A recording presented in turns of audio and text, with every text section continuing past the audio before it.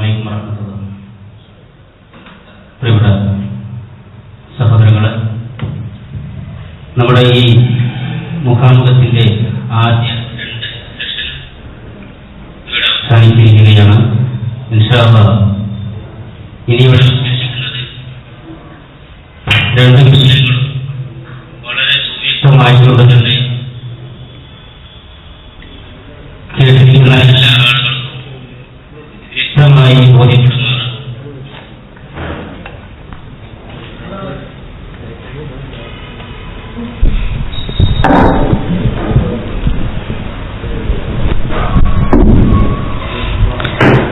വ്യക്തമായി ബോധ്യപ്പെടുമാറ് വിഷയങ്ങളെല്ലാവരും നമ്മൾ കേട്ടു. ഇൻഷാ അല്ലാഹ് ഇനി സദസ്സിൽ നിന്നുള്ള സഹോദരങ്ങളുടെ വിഷയത്തിൽ ഊന്നി നിന്നുള്ള സംശയങ്ങൾക്കുള്ള സംശയ നിവാരണമാണ് നടക്കുവാനുള്ളത്. അതിൻ്റെ മുന്നോടിയായി സൂചിപ്പിക്കുവാനുള്ളത്, ഈ സദസ്സിലിരിക്കുന്ന നമുക്ക് ഓരോരുത്തർക്കും തന്നെ ഒരുപാട് സംശയങ്ങളുണ്ടാവും. അതെല്ലാം കൂടെ ദൂരീകരിക്കുക എന്നുള്ളത് ഒരിക്കലും ഈ ശുഷ്കമായ സമയപരിധിക്കുള്ളിൽ നിന്നുകൊണ്ട് സാധ്യമല്ല എന്നുള്ളത് നമുക്ക് എല്ലാവർക്കും അറിയാം. അതുകൊണ്ട് തന്നെ പ്രാർത്ഥന, തവസ്സുൽ, ഇസ്തിആസ എന്ന വിഷയത്തിൽ ഊന്നി നിന്നുകൊണ്ടാണ് ഇവിടെ വിഷയം അവതരിപ്പിക്കപ്പെട്ടിട്ടുള്ളത് എന്നുള്ളത് കൊണ്ട് അതിൽ ഊന്നി നിന്നുകൊണ്ട് തന്നെ ആയിരിക്കണം എൻ്റെ ശ്രോതാക്കളുടെ സംശയങ്ങളും ഉണ്ടാവേണ്ടത് എന്ന് ഓർമ്മപ്പെടുത്തുകയാണ്. തീർച്ചയായിട്ടും ഒരു കാര്യം ഉറപ്പാണ്, ഈ രണ്ട് വിഷയാവതരണത്തിൽ നിന്നും നമ്മിലേക്ക് ഒരുപാട് അതുമായി ബന്ധപ്പെട്ടിട്ടുള്ള സംശയങ്ങൾ കടന്നു വന്നിട്ടുണ്ട് എന്നുള്ളത്. അവയുടെ ദൂരീകരണത്തിനാണ് ഈ സദസ്സിനെയും സമയത്തെയും ഉപയോഗിക്കേണ്ടത് എന്നുകൂടെ ഒരിക്കൽ കൂടി ഓർമ്മപ്പെടുത്തിക്കൊണ്ട് സദസ്സിലെ ചോദ്യങ്ങൾ ഉന്നയിക്കാൻ ഇവിടെ മുന്നിൽ മൈക്ക് പോയിന്റ് ക്രമീകരിച്ചിട്ടുണ്ട്. ഓരോ വ്യക്തികൾ ചോദ്യം ചോദിക്കുന്ന ആളുകൾക്ക് വന്നിരിക്കുവാനുള്ള സൗകര്യവും മുന്നിൽ തന്നെ ഏർപ്പെടുത്തിയിട്ടുണ്ട്. സംശയം ചോദിക്കുവാൻ ആഗ്രഹിക്കുന്ന സഹോദരങ്ങൾ മുന്നിലേക്ക് കയറിയിരുന്നു കൊണ്ട് ഓരോരുത്തരായിക്കൊണ്ട് സംശയങ്ങൾ ചോദിക്കണം എന്നറിയിക്കുകയാണ്. ഇൻഷാ അല്ലാഹ് പ്രമാണബദ്ധമായിക്കൊണ്ട് നമ്മുടെ മുന്നിൽ അവയുടെ നിവാരണം നിർവഹിക്കപ്പെടുന്നതായിരിക്കും. ചോദ്യങ്ങൾ ഉന്നയിക്കുന്നതിനായി ഓരോരുത്തരെയായിക്കൊണ്ട് ക്ഷണിക്കുന്നു. മാഷാ അല്ലാഹ്, വളരെ വ്യക്തമായിട്ട് കാര്യങ്ങൾ ഇന്ന് പറഞ്ഞു. ഈ മുഖാമുഖം പരിപാടി വളരെയധികം പേർക്ക് ഉപകാരപ്പെടുമെന്ന് ഞാൻ പ്രതീക്ഷിക്കുന്നു ഇൻഷാ അല്ലാഹ്. ഈ പരിപാടിയിൽ നിന്ന് എനിക്ക് മനസ്സിലാക്കാൻ കഴിഞ്ഞത്, നമ്മുടെ സമൂഹത്തിൽ ഒരു വിഭാഗം ആളുകൾ മൊയ്തീൻ ഷെയ്ഖെ സഹായിക്കണേ, ബദരീങ്ങളെ സഹായിക്കണേ എന്നൊക്കെ ചോദിക്കുന്ന രീതിയിൽ അറിയാൻ കഴിഞ്ഞു. എന്നെ സംബന്ധിച്ചിടത്തോളം ഞാൻ ക്രിസ്തുമതത്തിൽ നിന്ന് ഇസ്ലാം മതത്തിലോട്ട് വന്നതാണ്. എൻ്റെ പേര് സയ്യിദ് ഇബ്നു ജോർജ്. അപ്പോൾ ഞാൻ ഇസ്ലാം മതം സ്വീകരിക്കാൻ കാരണം എന്ന് വെച്ച് കഴിഞ്ഞാൽ അള്ളാഹുവിനോട് മാത്രം ചോദിക്കുക. കാരണം ഈസാ അലൈഹി ഇസ്ലാം വരെ ബൈബിളിൽ അള്ളാഹു ദൈവത്തോട് മാത്രമാണ് ചോദിച്ചത്. പക്ഷേ ഇങ്ങനെ ഈ ഒരു സമ്പ്രദായം മുസ്ലിം സമുദായത്തിന്റെ ഇടയിൽ ഉണ്ടാകാൻ കാരണം ഞാൻ മനസ്സിലാക്കിയത് പരിശുദ്ധ ഖുർആൻ മനസ്സിലാകാത്തതുകൊണ്ടാണ് എന്ന് ഞാൻ വിശ്വസിക്കുന്നു. കാരണം പരിശുദ്ധ ഖുർആനിൽ അല്ലാഹു സുബ്ഹാനഹു വ തആല എടുത്തു പറയുന്നുണ്ട്, നിങ്ങൾ വിശ്വസിച്ചുകൊണ്ട് മാത്രം നിങ്ങൾ പരീക്ഷിക്കപ്പെടുകയില്ല എന്ന് നിങ്ങൾ പറയും. സൂറ അൻകബൂത്തിലാണെന്ന് തോന്നുന്നു. അപ്പോൾ അത് പല ആയത്തുകളിലും പറയുന്നുണ്ട്. അപ്പോൾ നമ്മുടെ ജീവിതം ഒരു പരീക്ഷണമാണ്. നമ്മൾ വൽ മാൽ വൽ ബനു എല്ലാ രീതിയിലും നമ്മൾ പരീക്ഷിക്കപ്പെടും. അപ്പോൾ ഈ മൊയ്തീൻ ഷെയ്ഖിനേക്കാളും ബദരീങ്ങളെക്കാളും ഉന്നതനാണ് ഈസാ നബി, ജീവിച്ചിരിക്കുന്ന ഈസാ നബി. ഈസാ നബിയോട് പോലും ചോദിക്കാൻ പാടില്ല എന്നാണ് നമ്മുടെ മതം പഠിപ്പിക്കുന്നത്. അപ്പൊ ഈ വിഭാഗം ആൾക്കാർ ഈസാ നബിയോട് ചോദിക്കുന്നുണ്ടോ? അതാണ് എൻ്റെ ഒന്നാമത്തെ ക്വസ്റ്റ്യൻ. അങ്ങനെ ആണെങ്കിൽ തന്നെ ഇതിന്റെ ഉത്ഭവം എവിടെയാണ്? ഈ മൊയ്തീൻ ഷെയ്ഖെ സഹായിക്കണേ, ബദരീങ്ങളെ സഹായിക്കണേ എന്നുള്ള ഇതിന്റെ ഉത്ഭവം എവിടെയാണ്? കാരണം ഞാൻ നബി സല്ലല്ലാഹു അലൈഹി വസല്ലം ജീവചരിത്രം വായിച്ചിട്ടുണ്ട്, സ്വഹാബികളുടെ ജീവചരിത്രം വായിച്ചിട്ടുണ്ട്. അവരൊന്നും മുൻ പ്രവാചകന്മാരോട് ചോദിക്കുന്നതായിട്ട് കണ്ടിട്ടില്ല. അതുപോലെ തന്നെ നബി സല്ലല്ലാഹു അലൈഹി വസല്ലം മുൻ പ്രവാചകന്മാരോട് ആരോടും ചോദിച്ചിട്ടില്ല. ഒരു പ്രവാചകനും ആരോടും ചോദിച്ചിട്ടില്ല. എല്ലാവരും അള്ളാഹുവിനോട് ചോദിച്ചു. ഇങ്ങനൊരു സമ്പ്രദായത്തിന്റെ ഉത്ഭവം എവിടെയാണ്? അതിന്റെ ഇതിനുള്ള അള്ളാഹു എല്ലാം അറിയുന്നതാണ്. അള്ളാഹു എല്ലാം അറിയുന്നതാണ്. അപ്പൊ അള്ളാഹു എല്ലാം നമ്മുടെ കുറിച്ചുള്ള അറിയുന്നുണ്ട്. പിന്നെ എന്തിനാണ് നമ്മൾ മറ്റുള്ളവർ വഴിക്ക് പോകുന്നത്, മറ്റുള്ളവർ ചേരുന്നതിന്റെ അതിന്റെ ഈ ഒരു കാര്യങ്ങളൊന്ന് എക്സ്പ്ലെയിൻ ചെയ്ത് നന്നായിരുന്നു. വളരെ ശ്രദ്ധേയമായ ഒരു വിഷയത്തിലേക്കാണ് അദ്ദേഹം നമ്മളെല്ലാവരുടെയും ശ്രദ്ധ ക്ഷണിച്ചിരിക്കുന്നത്. സ്വാഭാവികമായും ഈ വിഷയാവതരണം കേൾക്കുമ്പോൾ ധാരാളം ആളുകൾ ന്യായമായും ചിന്തിക്കുന്ന ഒരു വസ്തുതയുമാണ്. എങ്ങനെയാണ് പിന്നെ ഇത്രയധികം വചനങ്ങൾ വിശുദ്ധ ഖുർആനിലും പ്രവാചക ഹദീസിലും ഉണ്ടായിട്ട് ഈ സമുദായത്തിൽ എന്തുകൊണ്ട് ഇത്തരം തെറ്റായ പ്രവണത കടന്നു വന്നു?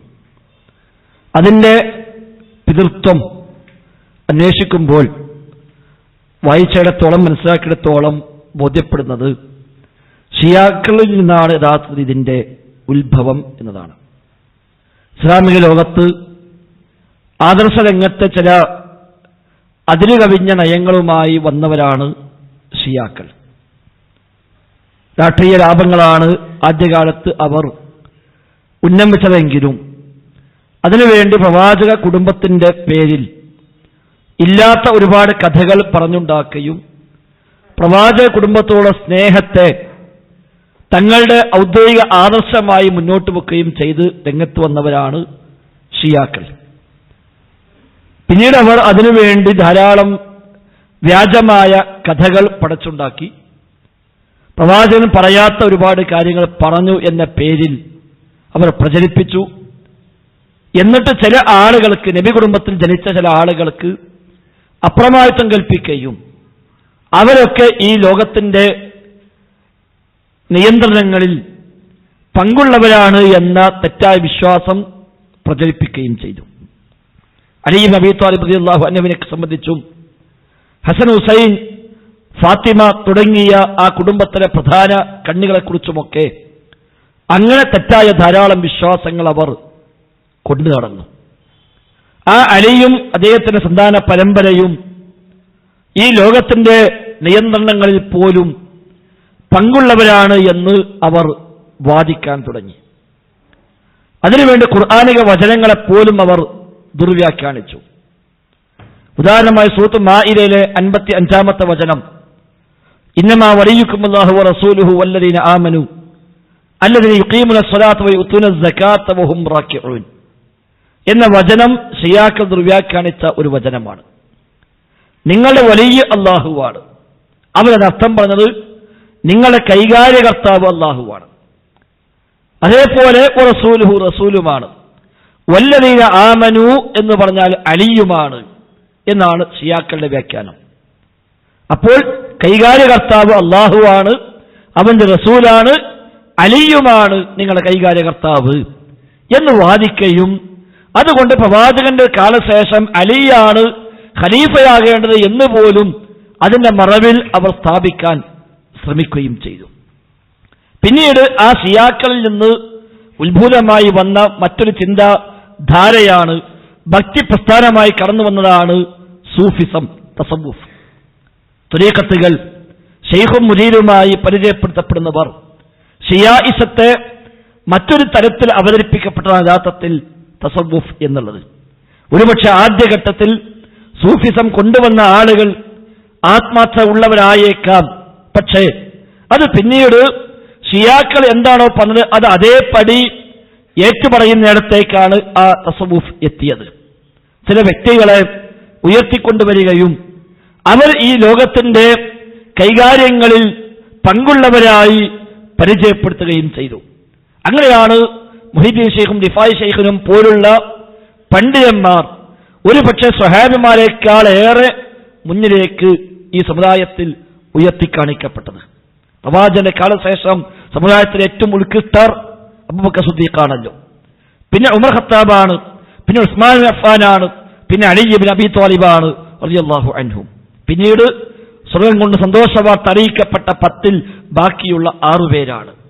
പിന്നെ മറ്റു സഹാബിമാർ, അതിൽ തന്നെ ബദറിൽ പങ്കെടുത്തവർ, ശേഷം ഉഹദിൽ പങ്കെടുത്തവർ, ഇങ്ങനെ തുടങ്ങി വ്യത്യസ്തങ്ങളായ മാനദണ്ഡങ്ങളിൽ ആ മുൻഗണനാക്രമം പഠിപ്പിക്കപ്പെടുന്നു. മക്ക ഫതഹിന് മുമ്പ് വിശ്വാസികളായവർ ശേഷം വിശ്വാസികളായവരേക്കാൾ മികച്ചവരാണ് എന്ന് ഖുർആൻ എടുത്തു പറയുന്നുണ്ട്. ബൈഅത്തുൽ റിദ്വാനിൽ ബൈഅത്ത് ചെയ്തവർ, നബിയുമായി ഉടമ്പടി ചെയ്തവർ ഉത്കൃഷ്ടരാണ് എന്ന് പഠിപ്പിക്കപ്പെടുന്നുണ്ട്. ശേഷം താബിഉകൾ, പിന്നെ താബിഉകൾ, അങ്ങനെയാണ് മുൻഗണനാക്രമം.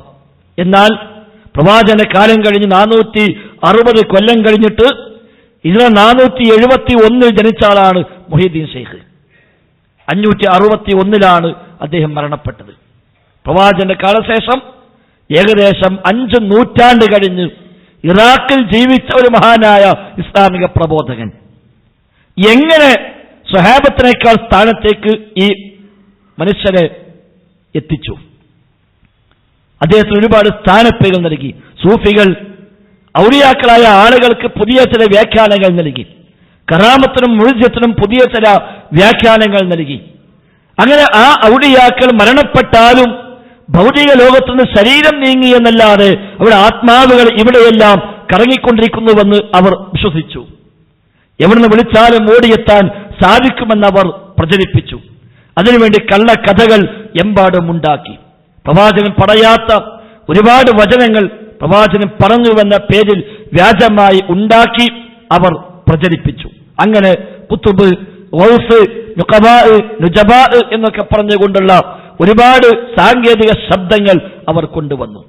കുത്തുബ് എന്ന് പറഞ്ഞാൽ അച്ചുതണ്ട് എന്നാണ് അർത്ഥം. അച്ചുതണ്ട്, പ്രഭവ കേന്ദ്രം. കുത്തുബുൽ ആലം, ലോകത്തിന്റെ അച്ചുതണ്ട്. ലോകം മൊത്തം ഒരു വ്യക്തിയെ കേന്ദ്രീകരിച്ചുകൊണ്ടാണ് ഓരോ നൂറ്റാണ്ടിലും അത് സഞ്ചരിച്ചുകൊണ്ടിരിക്കുക എന്നതാണ് സൂഫികളുടെ വിശ്വാസം. ആ വ്യക്തിയെയാണ് അവർ കുത്തുബ് എന്ന് പരിചയപ്പെടുത്തിയത്. അതാണ് കുത്തുബ് സമാൻ, ഒരു കാലഘട്ടത്തിലെ കുത്തുബ്, നൂറ്റാണ്ടിലെ കുത്തുബ്. ഒരു നൂറ്റാണ്ടിൽ ഒരു കുത്തുബ് ലോകത്തുണ്ടാകുമെന്ന് സൂഫികൾ പറഞ്ഞു വെച്ചു. ആ കുത്തുബിനെ ബേസ് ചെയ്തുകൊണ്ടാണ് ലോകം മൊത്തം കറങ്ങുന്നത്. ആ കുത്തുബിന് കീഴിൽ ലോകത്തെ 3 ആക്കി ഡിവൈഡ് ചെയ്ത് 3 ആളുകൾക്ക് അതിന് സ്പെഷ്യൽ ചാർജ് നൽകിയിട്ടുണ്ട് എന്ന് അവർ പ്രചരിപ്പിച്ചു. അവർക്ക് കീഴിൽ 40 ആളുകൾ, അബ്ദാൽ എന്ന പേരിൽ 40 ആളുകൾ ഉണ്ട് എന്നും അവർ സിറിയയിൽ ഒരുമിച്ച് കൂടുമെന്നും സെനീർ എന്ന് പറയുന്ന ഒരു പർവ്വതമാണ് അവരുടെ മീറ്റിങ്ങുകളുടെ കേന്ദ്രമെന്നും അവർ വിശ്വസിക്കുന്നു. ഖിദർ നബി മരിച്ചിട്ടില്ല എന്നും അദ്ദേഹം ഇപ്പോഴും ജീവിച്ചിരിപ്പുണ്ട് എന്നും അദ്ദേഹമാണ് ഈ കൂട്ടായ്മയുടെ റഈസ്, അതിന്റെ ചെയർമാൻ എന്നും അവർ വിശ്വസിക്കുന്നു. അങ്ങനെയുള്ള തെറ്റായ വിശ്വാസങ്ങൾ സൂഫിസ്റ്റുകൾ ഇവിടെ പ്രചരിപ്പിച്ചു. അങ്ങനെ ലോകത്ത് ഓരോ നൂറ്റാണ്ടിൽ ഓരോ കുത്തുബുണ്ട് എന്ന് പറഞ്ഞു. അങ്ങനെ ലോകത്ത് വന്ന എല്ലാ കുത്തുബുകളും ആദം നബി മുതൽ ഇതുവരെ വന്നവരും ഇനി വരാനിരിക്കുന്നവരുമായ മുഴുവൻ കുത്തുബുകളെയും എടുത്താൽ ആ കുത്തുബുകളുടെ കുത്തുബ്, അതാണ് കുത്തുബുൽ അഖ്താബ്, അച്ചുതണ്ടുകളുടെ അച്ചുതണ്ട്. അതാണ് മുഹീദ്ദീൻ ഷെയ്ഖ് എന്ന് അവർ പറഞ്ഞു വെച്ചു. അതിന് ഒരുപാട് കാരണങ്ങൾ അവർ പറയുന്നു. ഒന്ന്, ഉമ്മ വഴിയും വാപ്പ വഴിയും അലി കുടുംബത്തിൽപ്പെട്ട ആളാണ് എന്നതാണ് ഒരു യോഗ്യത. അന്തൽ ഹസനിയ വൽ ഹുസൈനിയ കുന്ത മഅൻ എന്ന കുത്തുബിയത്തിൽ കാണാം. ഹസൻ പരമ്പരയേക്കും ഹുസൈൻ പരമ്പരയേക്കും ഉമ്മയും വാപ്പയും വഴി അദ്ദേഹം ചെന്നു ചേർന്ന് അലിയിലേക്ക് എത്തുന്നു, അലി വഴി നബിയിലേക്ക് എത്തുന്നു എന്നാണ് അവർ വിശ്വസിക്കുന്നത്. രണ്ടാമത്, അവരാണ് എല്ലാ അംബിയായിനേക്കാളും ഒരു അർത്ഥത്തിൽ മുകളിൽ നിൽക്കുന്നവർ എന്നാണ് സൂഫികളെ വിശ്വാസം. സൂഫികളെ വാദപ്രകാരം നബി എന്ന സ്ഥാനത്തേക്കാൾ വലുത് വലിയ എന്ന സ്ഥാനമാണ് അവർ എഴുതിയിട്ടുണ്ടത്. അവർക്ക് ഒരുപാട് കാരണങ്ങൾ പറഞ്ഞു.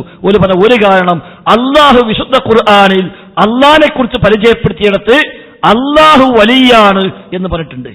ഇന്നമാ വലിയുക്കുമുല്ലാഹ്, അള്ളാഹ് നിങ്ങളെ വലിയാണ്. അള്ളാഹു വലിയുല്ലദീന ആമനു, അള്ളാഹു വിശ്വാസികളെ വലിയാണ്. എന്നാ അള്ളാഹു നബിയാണെന്ന് പറഞ്ഞിട്ടില്ല. അതേപോലെ കണ്ടുപിടുത്തം. അള്ളാഹു വലിയാണെന്ന് പറഞ്ഞു, അള്ളാഹു നബിയാണെന്ന് പറഞ്ഞിട്ടില്ല.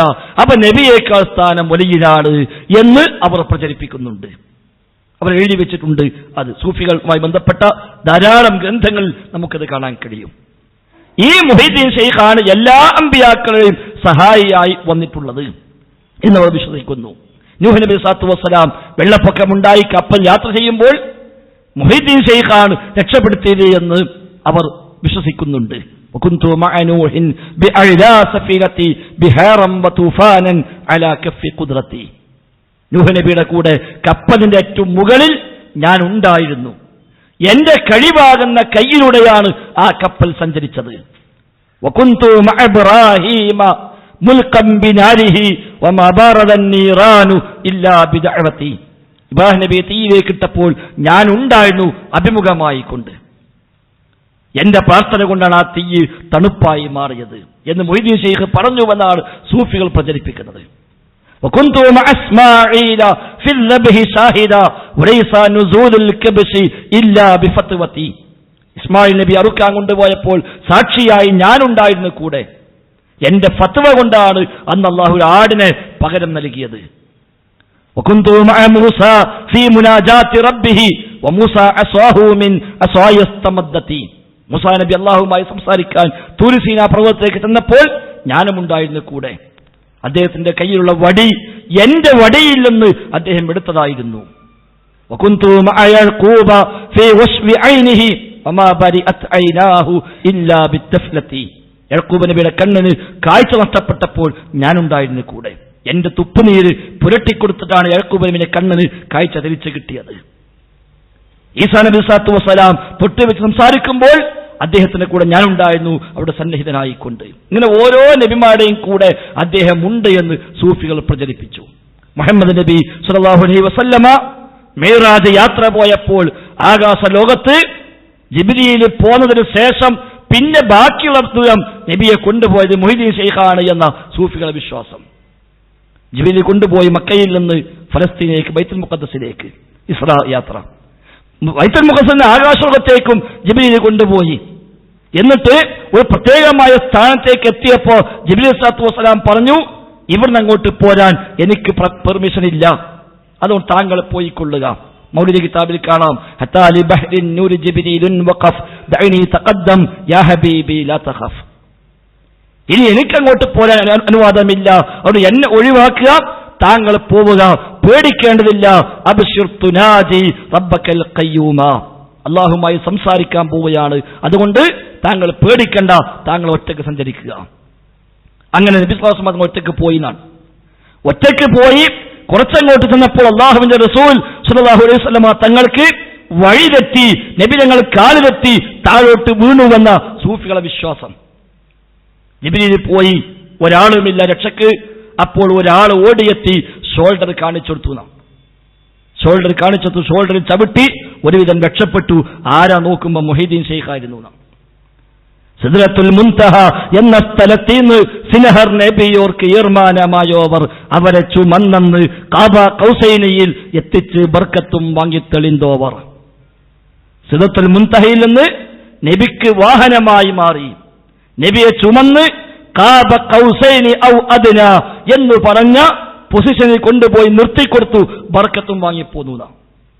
നബിയെ ചുമതലയേറ്റി എങ്ങോട്ടയച്ചു? ഞാൻ അള്ളാഹുമായി സംസാരിക്കാൻ പോവുക. ശരി, ഞാൻ എത്തിച്ചേരാം. അവിടെ കൊണ്ടുപോയി നിർത്തിക്കൊടുത്ത് ബറക്കത്തും വാങ്ങിപ്പോന്നു. ഈ നിലയ്ക്കെല്ലാം ഇടപെട്ടത് കൊണ്ടാണ് അദ്ദേഹം ഖുതുബുൽ അഖ്താബായത്. അന്ന് നബി സ്വല്ലല്ലാഹു അലൈഹി വസല്ലം തങ്ങൾ കൊടുത്ത ബർക്കത്താണത്രേ, എന്റെ കാല് നിന്റെ ഷോൾഡറിൽ തട്ടിയത് കൊണ്ട് നിന്റെ കാല് എല്ലാവരുടെയും ഷോൾഡറിൽ ഉണ്ടാകും.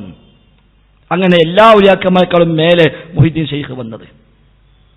അപ്പൊ യഥാർത്ഥത്തിൽ ഈ വിശ്വാസമാണ് ഈ ഇസ്തിഗാസയും ഈ തെറ്റായ തവസ്സുലും ഈ ദർഗകളും ജാറങ്ങളും മാലയും മൗലീദും ദാത്തീമും കുതുബിയത്തും അവസാനം അത് സ്ഥാപിക്കാൻ വേണ്ടി സമസ്ത എന്ന പ്രസ്ഥാനവും ഉണ്ടായത് ഈ ഒരു വിശ്വാസം സ്ഥാപിക്കാനാണ്, അല്ല ഖുർആനും ഹദീസും അടിസ്ഥാനത്തിലല്ല.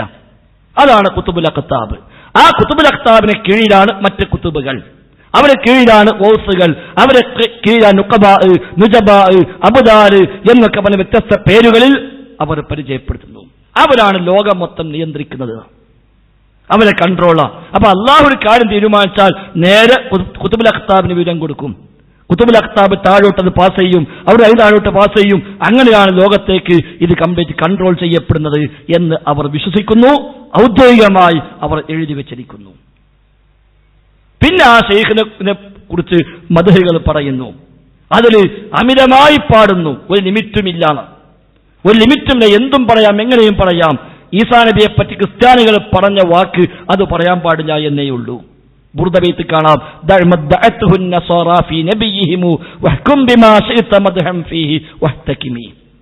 നസാറാക്കൾ അവൻ നബിയെ കുറിച്ച് എന്താണോ പറഞ്ഞത് അത് ഒഴിവാക്കുക, വേറെ എന്തും നീ പറഞ്ഞോണം. അപ്പൊ ദൈവത്തിന്റെ പുത്രനാണ് പറയേണ്ട, അല്ലാത്ത എന്തും പറയാം. അങ്ങനെയുള്ള മദ്ഹുകൾ, പ്രശംസകൾ എന്ന പേരിൽ ധാരാളം പദ്യങ്ങളും ഗദ്യങ്ങളും പദ്യഗദ്യ സമ്മിശ്രങ്ങളും ഉണ്ടായി വന്നു. അവർ മരിച്ചപ്പോൾ അവരുടെ ഖബറുകൾ പ്രത്യേകമായ കേന്ദ്രങ്ങളായി പരിചയപ്പെടുത്തപ്പെട്ടു. അവിടെ ചെന്ന് പറഞ്ഞാൽ അവർ ഇപ്പോഴും അറിയും കേൾക്കുമെന്ന വിശ്വാസം പ്രചരിച്ചു. ഭൗതികമായ ശരീരം മാത്രമേ പോയിട്ടുള്ളൂ, ബാക്കി അവിടെ ഉണ്ട് എന്നാണ് അവർ പറഞ്ഞത്. കുപ്പായം അഴിച്ചൊഴിവാക്കുന്നത് പോലെ ഈ ശരീരം അഴിച്ചവർ ഒഴിവാക്കി അവർ കുറച്ചുകൂടെ ഫ്രീ ആയി. അതുകൊണ്ട് മരണശേഷം കഴിവുകൾ കൂടുമെന്നാണ് അവരുടെ വിശ്വാസം. ലോകം മൊത്തം അവർ കറങ്ങി നടക്കും. അവർക്ക് ഭാഷ പിന്നെ പ്രശ്നമല്ല, ആവശ്യം പ്രശ്നമല്ല, ദേശം പ്രശ്നമല്ല, സമയം പ്രശ്നമല്ല. ഒരേ സമയത്ത് ഒന്നിലധികം സ്ഥലത്ത് കാണും. സൂഫികൾ അബ്ദാലിനെ കുറിച്ച് പറഞ്ഞത്, ഔലിയാക്കന്മാർ പ്രമോഷൻ കിട്ടി കാറ്റഗറി കൂടി അബ്ദാൽ എന്ന സ്ഥാനത്തേക്ക് എത്തിയാൽ പിന്നെ ഒരു സമയത്ത് 40 ശരീരത്തിൽ പ്രവേശിച്ചുകൊണ്ട് 40 സ്ഥലത്ത് പ്രത്യക്ഷപ്പെടാൻ അവർക്ക് സാധിക്കുന്നതാണ്. അബ്ദാലിനും മേപ്പോട്ട് പോയി കുത്തുബും ഗൗസുമൊക്കെ ആയാൽ പിന്നെ ഒരു ലിമിറ്റുമില്ല. ഒരേ സമയത്ത് ലോകത്തെ എല്ലാ സ്ഥലത്തും വേണമെങ്കിൽ പ്രത്യക്ഷപ്പെടാൻ അവർക്ക് സാധിക്കും എന്നവർ വിശ്വസിക്കുന്നു. ഇതിന്റെ അടിസ്ഥാനത്തിലാണ് ഈ ഷിആയിസവും ഈ തസവുഫും, അതാണ് മുസ്ലിം സമുദായത്തിൽ ഈ തെറ്റായ പ്രവണത കൊണ്ടുവന്നത്. അതിനടിസ്ഥാനത്തിലാണ് മാലപ്പാട്ടുണ്ടായത്, മൗലിദുണ്ടായത്, കുത്തുബിയത്തുണ്ടായത്, റാത്തീബുണ്ടായത്, ഹദ്ദാദുണ്ടായത്, ദർഗയുണ്ടായത്, ജാറമുണ്ടായത്, സിദ്ധന്മാരുണ്ടായത്, ബീവിമാരുണ്ടായത്. ഇതൊക്കെയും ഈ ഒരു വിശ്വാസത്തിന്റെ അടിസ്ഥാനത്തിലാണ്. അല്ലാതെ അള്ളാഹു റസൂലും പഠിപ്പിച്ചത് പ്രകാരമല്ല. അള്ളാഹു റസൂൽ ജീവിച്ചിരിപ്പുണ്ട് ഒരു കാലത്ത്. അന്ന് റസൂലാണല്ലോ ഏറ്റവും വലിയ തങ്ങള്. അന്ന് റസൂലിന്റെ ഭാര്യമാർ അവരാണ് ഏറ്റവും വലിയ ബീവിമാർ. നബിയുടെ സ്വഹാബിമാർ അവരാണ് ഏറ്റവും വലിയ ഔലിയാക്കന്മാർ. എന്നാൽ അവിടെ നിന്നും ഈ രീതി നമ്മൾ കാണുന്നില്ല. ഇന്നും അബൂബക്കർ സിദ്ദീഖിനെ കുറിച്ച് കുതുബുസ്സമാൻ എന്ന് പറയുന്നില്ല. അബൂദാല എന്ന പട്ടികയിലേക്ക് പോലും അദ്ദേഹത്തിന്റെ പേര് പരാമർശിക്കുന്നില്ല. ഉമർ ഖത്താബിനെ കുറിച്ച് പറയുമ്പോൾ വലിയുല്ലാഹി ഉമർ ഖത്താബ് എന്ന് പറയുന്നില്ല, വലിയുല്ലാഹി ഉസ്മാൻ അഫ്ഫാൻ എന്ന് പറയുന്നില്ല, കുതുബുൽ അഖ്താബ് എന്ന് പറയുന്നില്ല, ഔസ് എന്ന പേര് പറയുന്നില്ല. എന്നാൽ ആ പേരൊക്കെ പിൽക്കാലത്ത് ശേഷമാണ് ഉണ്ടായി വന്നത്. അതുകൊണ്ട് തന്നെ ഇസ്ലാമിക പ്രമാണങ്ങളിൽ നിന്ന് മുസ്ലിം സമുദായം അകലുകയും പകരം ത്വരീഖത്ത് പ്രസ്ഥാനങ്ങൾ രംഗത്ത് വരികയും അങ്ങനെ ഷെയ്ഖും മുരീദുമായി ആ മുരീദിനെ ബൈഅത്ത് ചെയ്ത് ഷെയ്ഖിനെ ബൈഅത്ത് ചെയ്ത് ഷെയ്ഖിന്റെ കീഴിൽ മുരീദായി നിലകൊള്ളുന്ന അവസ്ഥ ഉണ്ടായപ്പോഴാണ് ഇതെല്ലാം ഉണ്ടായത്. യഥാർത്ഥത്തിൽ അത് ഷിയായിസമാണ്, അത് ജൂദായിസമാണ്. ഇസ്ലാം പഠിപ്പിച്ച കാര്യമല്ല. ഇസ്ലാമിൽ ദർഗകൾക്ക് ഒരു സ്ഥാനവുമില്ല. വഫാത്താകുന്നതിന് അവസാന ദിവസങ്ങളിൽ പോലും നബി ഞങ്ങൾ പറഞ്ഞത് ഖബർ കെട്ടിയുയർത്താൻ പാടില്ല എന്നാണ്. വഫാത്താകുന്ന അവസാന ദിവസങ്ങളിൽ നബി ഞങ്ങൾ ബോധം കെട്ട് വീട്ടിൽ കിടക്കുന്ന സമയം നേരത്തെ പറഞ്ഞല്ലോ. അവസാനത്തെ 3-4 ദിവസം അന്നാ നബി ഞങ്ങൾ പള്ളിയിലേക്ക് വരാതിരുന്നത്. ബാക്കിയെല്ലാം പള്ളിയിലേക്ക് ജമാഅത്തിന് വന്നു. ആ ബോധമില്ലാതെ കിടക്കുന്ന ആ ദിവസങ്ങളിൽ പോലും അല്ലാഹുവിന്റെ റസൂൽ സ്വല്ലല്ലാഹു അലൈഹി വസല്ലം തങ്ങൾക്ക് ഇടയ്ക്ക് ബോധം വരുന്നു. ആ ബോധം വരുമ്പോൾ നബി പറഞ്ഞ വാക്ക് യഹൂദികളെയും നസ്വാറാക്കളെയും അല്ലാഹു തആല ശപിച്ചിരിക്കുന്നു. കാരണം പ്രവാചകന്മാരുടെ ഖബറുകളെ ആരാധനാ കേന്ദ്രമാക്കി മാറ്റിയതിനാൽ. അവസാന സമയത്ത് നബി തങ്ങളുടെ വസിയ്യത്തിൽ പോലും നമുക്കത് കാണാൻ കഴിയുന്നു. അവസാനം ബോധമില്ലാതെ കിടക്കുമ്പോൾ പെട്ടെന്ന് ബോധം വന്നു. നബി എന്തോ പറയുന്നു. ആയിഷ ബീവി പറയാ, ഞാൻ ശ്രദ്ധിച്ചു നബി എന്താ പറയുന്നത്. അപ്പോഴും നബി പറഞ്ഞ വാക്കിതാണ്, അള്ളാഹു ജൂത ക്രിസ്ത്യാനികളെ ശപിച്ചിരിക്കുന്നു. കാരണം അംബിയാഇന്റെ പ്രവാചകന്മാരുടെ ഖബറുകളെ ആരാധനാ കേന്ദ്രമാക്കിയവർ. അത്രയേറെ കണിശമായി താക്കീത് ചെയ്ത വിഷയം ഇന്ന് ഉമ്മത്തിൽ ഇസ്ലാമിന്റെ ചിഹ്നമായി മാറി. മറ്റു ഹദീസിൽ കാണാം, ശിറാറുൻ നാസ് മൻ തുദ്രിക്കുഹുമുസ് സാഅ വഹും അഹ്യാ. ഈ ഉമ്മത്തിൽ മനുഷ്യകുലത്തിൽ ഏറ്റവും ദുഷിച്ചവർ 2 വിഭാഗമാണ്. ഒന്ന്, ലോകം അവസാനിക്കുമ്പോൾ ജീവിച്ചിരിപ്പുള്ളവർ. ലോകം അവസാനിക്കുമ്പോൾ ഖിയാമത്ത് സംഭവിക്കുമ്പോൾ ജീവിച്ചിരിപ്പുള്ള തലമുറ ലോകം കണ്ട ഏറ്റവും വലിയ തെമ്മാടികൾ അവരായിരിക്കും. രണ്ടാമത്, വല്ലദീന യത്തഖിദൂനൽ ഖുബൂറ മസാജിദ്, ഖബറുകളെ ആരാധനാ കേന്ദ്രങ്ങളാക്കി മാറ്റുന്നവർ. ആ രീതിയാണ് ഇസ്ലാമിന്റെ ചിഹ്നമായി പിന്നീട് മാറിയത്. അതുകൊണ്ട് പ്രമാണങ്ങളെ മനസ്സിലാക്കാതെ പോവുകയും അതിൽ നിന്ന് അകലുകയും പകരം ഈ സൂഫി ചിന്താഗതികൾ, ഭക്തി പ്രസ്ഥാനങ്ങൾ അതിന്റെ പിന്നാലെ പോവുകയും ചെയ്തപ്പോഴാണ് ഈ അന്ധവിശ്വാസങ്ങളെല്ലാം സമൂഹത്തിലേക്ക് കടന്നു വന്നത്. അതുകൊണ്ട് തന്നെ ആ പ്രസ്ഥാനങ്ങളുടെ നയം ശരിയല്ലെന്ന് പഠിപ്പിക്കൽ തന്നെയാണ് രക്ഷപ്പെടുത്താനുള്ള പ്രധാനപ്പെട്ട മാർഗവും. മുജാഹിദ് പ്രസ്ഥാനമല്ലാത്ത മറ്റു പല പ്രസ്ഥാനങ്ങളും ഒരർത്ഥത്തിൽ അല്ലെങ്കിൽ മറ്റൊരർത്ഥത്തിൽ ഈ തസവുഫും. അസ്സലാമു അലൈക്കും. എൻ്റെ പേര് ഫയാസ് എന്നാണ്. ഞാൻ കൊല്ലം സ്വദേശിയാണ്. എൻ്റെ ചോദ്യം ഇവിടെയുള്ള വിഷയത്തോട് എത്രത്തോളം നീതി പുലർത്തുന്നു എന്നതിനെക്കുറിച്ച് എൻ്റെ സംശയത്തെ ഞാൻ ആദ്യം തന്നെ പറയാൻ ഉദ്ദേശിക്കുന്നു. 2 പ്രഭാഷണങ്ങൾക്ക് ശേഷം ഇവിടെ പറഞ്ഞ വ്യക്തി പറഞ്ഞതുപോലെ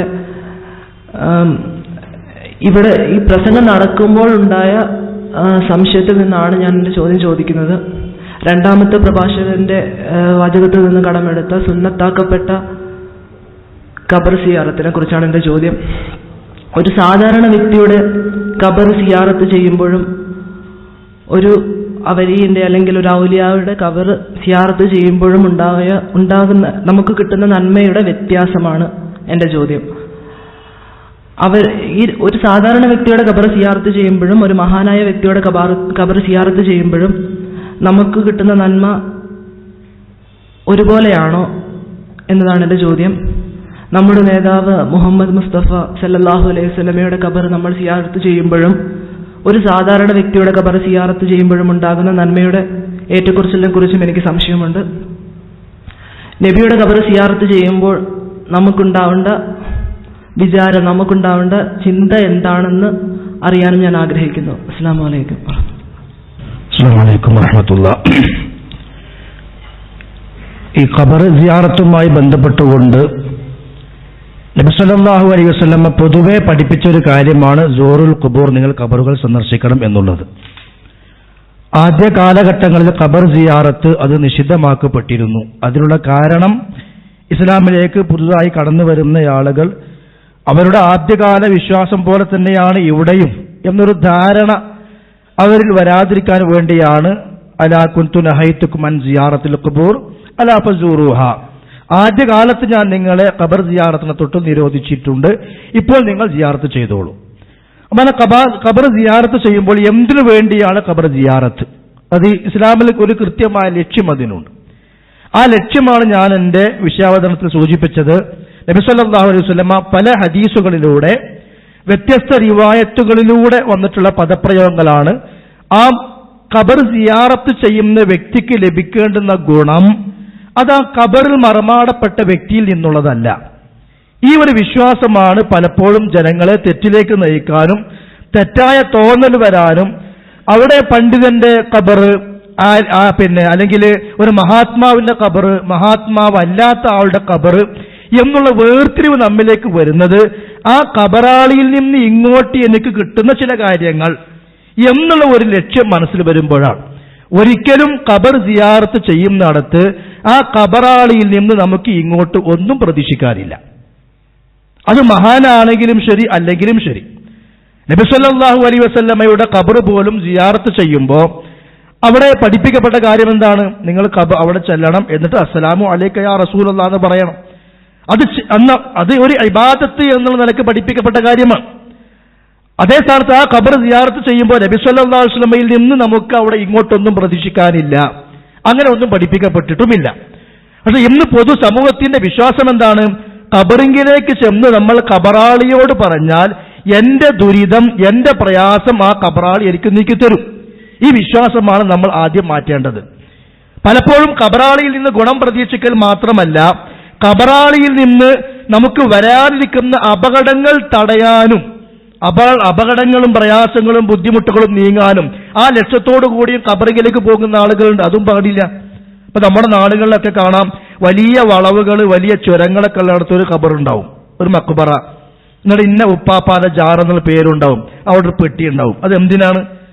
ഞാൻ ഈ ചുരം ഇറങ്ങുമ്പോൾ എന്നെ ഈ വളവിൽ എന്റെ വാഹനം അറിയാൻ പാടില്ല, അപകടം വരാൻ പാടില്ല.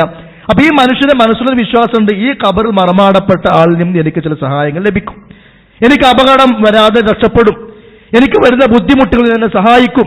ഈ വിശ്വാസം ഒരിക്കലും ഖബർ സിയാറത്ത് ചെയ്യുന്ന ആളുടെ മനസ്സിൽ ഉണ്ടാകാൻ പാടില്ല. അത് നബി സല്ലല്ലാഹു അലൈഹി വസല്ലമയുടെ തന്നെ ഖബറാണെങ്കിലും ശരി, ആരുടെ ഖബർ സിയാറത്ത് ചെയ്യലിലും അങ്ങനെ ഒരു ലക്ഷ്യം നബി സല്ലല്ലാഹു അലൈഹി വസല്ലം പറഞ്ഞു തന്നിട്ടില്ല. അവിടുത്തെ ലക്ഷ്യം നമ്മുടെ ഹൃദയം ലോലമാകലാണ്. ഞാൻ എത്ര അഹങ്കരിച്ച് നടന്നാലും എത്ര വലിയവനായി നടന്നാലും നാളെ ഇതേപോലെ കിടക്കേണ്ടവനാണ് ഞാൻ. അതിനാണ് ഖബർ സിയാറത്ത്. നബി സല്ലല്ലാഹു അലൈഹി വസല്ലമയും ഖബർ സിയാറത്ത് ചെയ്തിട്ടുണ്ട്. രാത്രിയൊക്കെ ചിലപ്പോ തന്റെ റൂമിൽ നിന്ന് എണീറ്റ് പോയി ഉഹദിലേക്ക് പോയിട്ട് സിയാറത്ത് ചെയ്തിട്ടുണ്ട്. അപ്പോൾ സുന്നത്ത് നിർവഹിക്കുക എന്നുള്ളതാണ് ഒന്ന്. രണ്ടാമത്തേത് ആ ഖബറാളിക്ക് വേണ്ടി അള്ളാഹുവോട് പ്രാർത്ഥിക്കുക എന്നുള്ളതാണ്, ആ ഖബറാളിയോട് സലാം പറയുക എന്നുള്ളതാണ്. അതുപോലെ അവനവന്റെ ഖബറെന്ന ജീവിതത്തെക്കുറിച്ചുമുള്ള ചിന്തയുണ്ടാവുക. ഈ ലക്ഷ്യത്തോടു കൂടിയാണ് ഇസ്ലാമിലെ ഖബർ സിയാറത്തുള്ളത്. നബി സല്ലല്ലാഹു അലൈഹി വസല്ലം ഉഹദിലേക്ക് പോകും, അവർക്ക് വേണ്ടി പ്രാർത്ഥിച്ചിട്ടുണ്ട്. അതുപോലെ മദീനത്തെ പള്ളിയുടെ പടിഞ്ഞാറ് ഭാഗത്തുള്ള പിന്നെ ബഖീഉൽ ഗർഖദ്, അവിടേക്ക് നബി സ്വല്ലല്ലാഹു അലൈഹി വസല്ലം രാത്രി പോകാറുണ്ട്. എന്നിട്ട് അവർക്ക് വേണ്ടി പ്രാർത്ഥിക്കാറുണ്ട്. പ്രവാചകൻ രോഗിയായി കിടന്നത് 13 ദിവസമാണ്. ആ രോഗിയായി കിടക്കുന്നതിന്റെ ആദ്യ ദിവസം നബി സല്ലല്ലാഹു അലൈഹി വസല്ലം ഒരു മയ്യത്ത് മറവാടി വരുന്ന സന്ദർഭത്തിലാണ് രോഗം തുടങ്ങുന്നത്. അതിനുശേഷം പിന്നെ ഉഹുദിലേക്ക് പോയിട്ട് പ്രത്യേകം പ്രാർത്ഥന അവർക്ക് വേണ്ടി നടത്തിയിട്ടുണ്ട്. ഈ ബഖീയിലേക്ക് പോയിട്ടും പ്രാർത്ഥിച്ചിട്ടുണ്ട്. അപ്പൊ ഖബറാളിക്ക് വേണ്ടി നമ്മൾ അള്ളാഹുവോട് പ്രാർത്ഥിക്കുക, നമുക്ക് ഖബറിനെ കുറിച്ച് ബോധമുണ്ടാകുക, നമുക്ക് നമ്മുടെ ജീവിതത്തിൽ ഒരു മാറ്റം വരിക, നമ്മുടെ ഹൃദയം അള്ളാഹുവിലേക്ക് അടുക്കുക, കണ്ണുകൾ കരയുക എന്നുള്ള ലക്ഷ്യങ്ങളാണ് ഖബർ സിയാറത്തിലുള്ളത്. പക്ഷെ ഇന്ന് അതിന്റെ രൂപങ്ങളും രീതികളും മാറി എന്ന് മാത്രം. അപ്പൊ ചില പ്രത്യേകത ആളുകൾക്ക് നേരത്തെ ഇവിടെ പറഞ്ഞ പോലെ അത് വലിയല്ലേ, അത് മഹാത്മാവല്ലേ, അത് ഷഹീദല്ലേ. ലോകത്ത് നബി സല്ലല്ലാഹു അലൈഹി വസല്ലമയേക്കാൾ വലിയൊരു വലിയ വേറല്ല. ആ പ്രവാചകനെ ഖബർ കെട്ടിപ്പൊക്കിയിട്ടില്ല. ഉഹുദിൽ പങ്കെടുത്ത മഹാന്മാരുടെ ഖബറുകൾ എന്നും ഉഹുദിന്റെ താഴെ പ്രത്യേകിച്ച് ഒരു മറക്കുണ്ടാക്കി അതിനുള്ളിൽ ആക്കി വെച്ചിട്ടുണ്ട്. അവിടെ ഒരിക്കലും ഖബർ കെട്ടിപ്പൊക്കിയിട്ടില്ല. അപ്പൊ ആ ഖബറിന്റെ ഉള്ളിലുള്ള ആളിൽ നിന്ന് ഇങ്ങോട്ട് ചിലതൊക്കെ പ്രതീക്ഷിക്കുന്ന ഒരു വിശ്വാസം അതും കൊണ്ടുവന്നത് നേരത്തെ ഇവിടെ പറഞ്ഞ പോലെ ഷിയാക്കൾ തന്നെയാണ്. ഷിയാക്കള് അവരുടെ ഖബർ സിയാറത്ത് ചെയ്യുമ്പോൾ ചെയ്യേണ്ടുന്ന മര്യാദകൾ വിശദീകരിക്കുന്നിടത്ത് അവർ പറയാണ്, ഇതാ അതൈത്തൽ ബാബ ഫഖിഫ് ഖാരിജൽ ഖുബ്ബ. നീ ഖബർ സിയാറത്ത് ചെയ്യാൻ ചെന്നാല് അതിന്റെ കുബ്ബന്റെ പുറത്ത് നീ നിൽക്കണം. ഔമി ബി തർഫിക നഹ്വൽ ഖബർ, എന്നിട്ട് നിന്റെ കണ്ണുകൊണ്ട് ആ ഖബറിലേക്ക് ഇങ്ങനെ നോക്കണം. വഖുൽ, എന്നിട്ട് നീ പറയണം, യാ മൗലായ, അല്ലയോ യജമാനരെ, യാ അബ്ദല്ലാ, അല്ലയോ അള്ളാഹുവിന്റെ അടിമ, യബ്ന റസൂലില്ല, അതായത് ഹുസൈൻ റളിയല്ലാഹുവിന്റെ ഖബറിനെ കുറിച്ചാണ് ഈ പറയുന്നത്.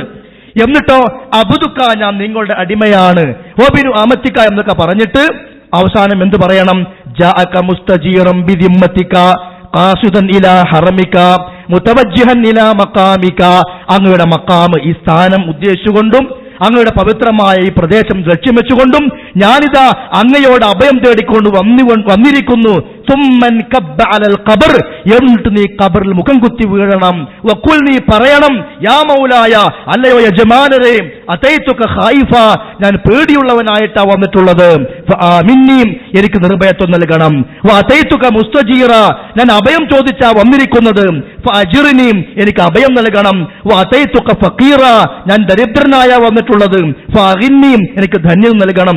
യാ സയ്യിദി അൻത വലിയ മൗലായ എന്നൊക്കെ പറയാൻ ബിഹാറുൽ അൻവാർ എന്ന ഷിയാക്കൾ എഴുതി വെച്ച ഗ്രന്ഥത്തിൽ എഴുതി പിടിപ്പിച്ചിട്ടുണ്ട്. അവിടുന്നാണ് ഇതും കടന്നു വന്നത്. അതുവരെ ഖബർ കെട്ടിപ്പൊക്കുന്ന ഏർപ്പാട് ഇല്ല. ജൂതന്മാരിലോ കടന്നു വന്നിട്ടുണ്ട്. നബി സല്ലല്ലാഹു അലൈഹി വസല്ലമ പഠിപ്പിച്ച ആശയവും ആദർശവും അനുസരിച്ചുകൊണ്ട് ജീവിച്ച സുന്നത്തി ജമാഅത്തിന്റെ മാർഗത്തിലൂടെ വന്ന ഒരാളിലും ആ ഖബർ കെട്ടിപ്പൊക്കുന്ന ഏർപ്പാട് ഇല്ല. ഖബർ കെട്ടിപ്പൊക്കാൻ തന്നെ തുടങ്ങിയത് എന്തുകൊണ്ടാണ്?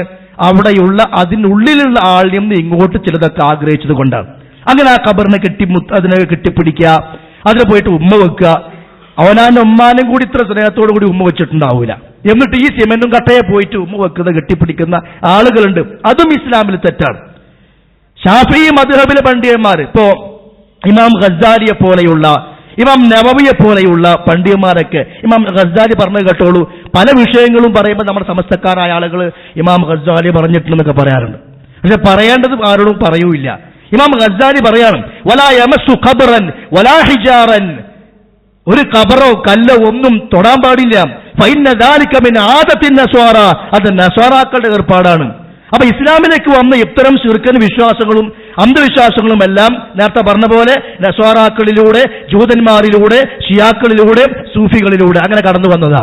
എന്നാൽ അദ്ദേഹം പറയാണ്, ഫഇന്നൽ മസ്സ വത്തഖ്ബീല ലിൽ മശാഹിദി മിൻ ആദത്തിൽ യഹൂദി വന്നസ്വാറ, ഇങ്ങനെയുള്ള മഷഹദുകൾ എന്ന് പറഞ്ഞാൽ നമ്മൾ ദർഗകൾ എന്ന് പറയല്ലോ, അതിങ്ങനെ ചുംബിക്കലും അതിന് തൊട്ടുമുട്ടലും എല്ലാം പിന്നെ ആദത്തിൽ യഹൂദി വന്നസ്വാറ.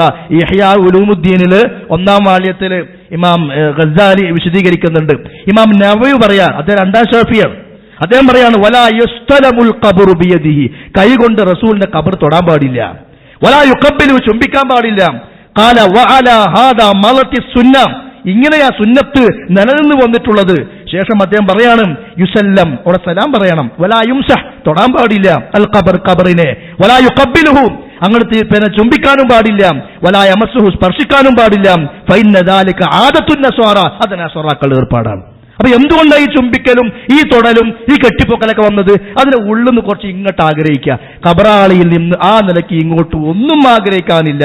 സാധാരണക്കാരനാണെങ്കിലും ശരി, ആരാണെങ്കിലും ശരി, അവിടെയുള്ളത് ഖബറാളിക്ക് വേണ്ടി പ്രാർത്ഥിക്കുക, അദ്ദേഹത്തിന്റെ മഗ്ഫിറത്തിനു വേണ്ടി റബ്ബിനോട് പറയാം. നമുക്ക് ഖബറിനെ കുറിച്ചും ഖബർ ചിന്തയെക്കുറിച്ചുമുള്ള ബോധമുണ്ടാവുക. ഇതാണ് ഇസ്ലാമിൽ ഖബർ സിയാറത്തുമായി ബന്ധപ്പെട്ടുകൊണ്ട് പ്രാമാണികമായി നമുക്ക് മനസ്സിലാക്കാൻ. അസ്സലാമു അലൈക്കും. ഒരു സുന്നത്താക്കപ്പെട്ട കാര്യം ചെയ്യുമ്പോൾ നമുക്ക് നന്മ കിട്ടും.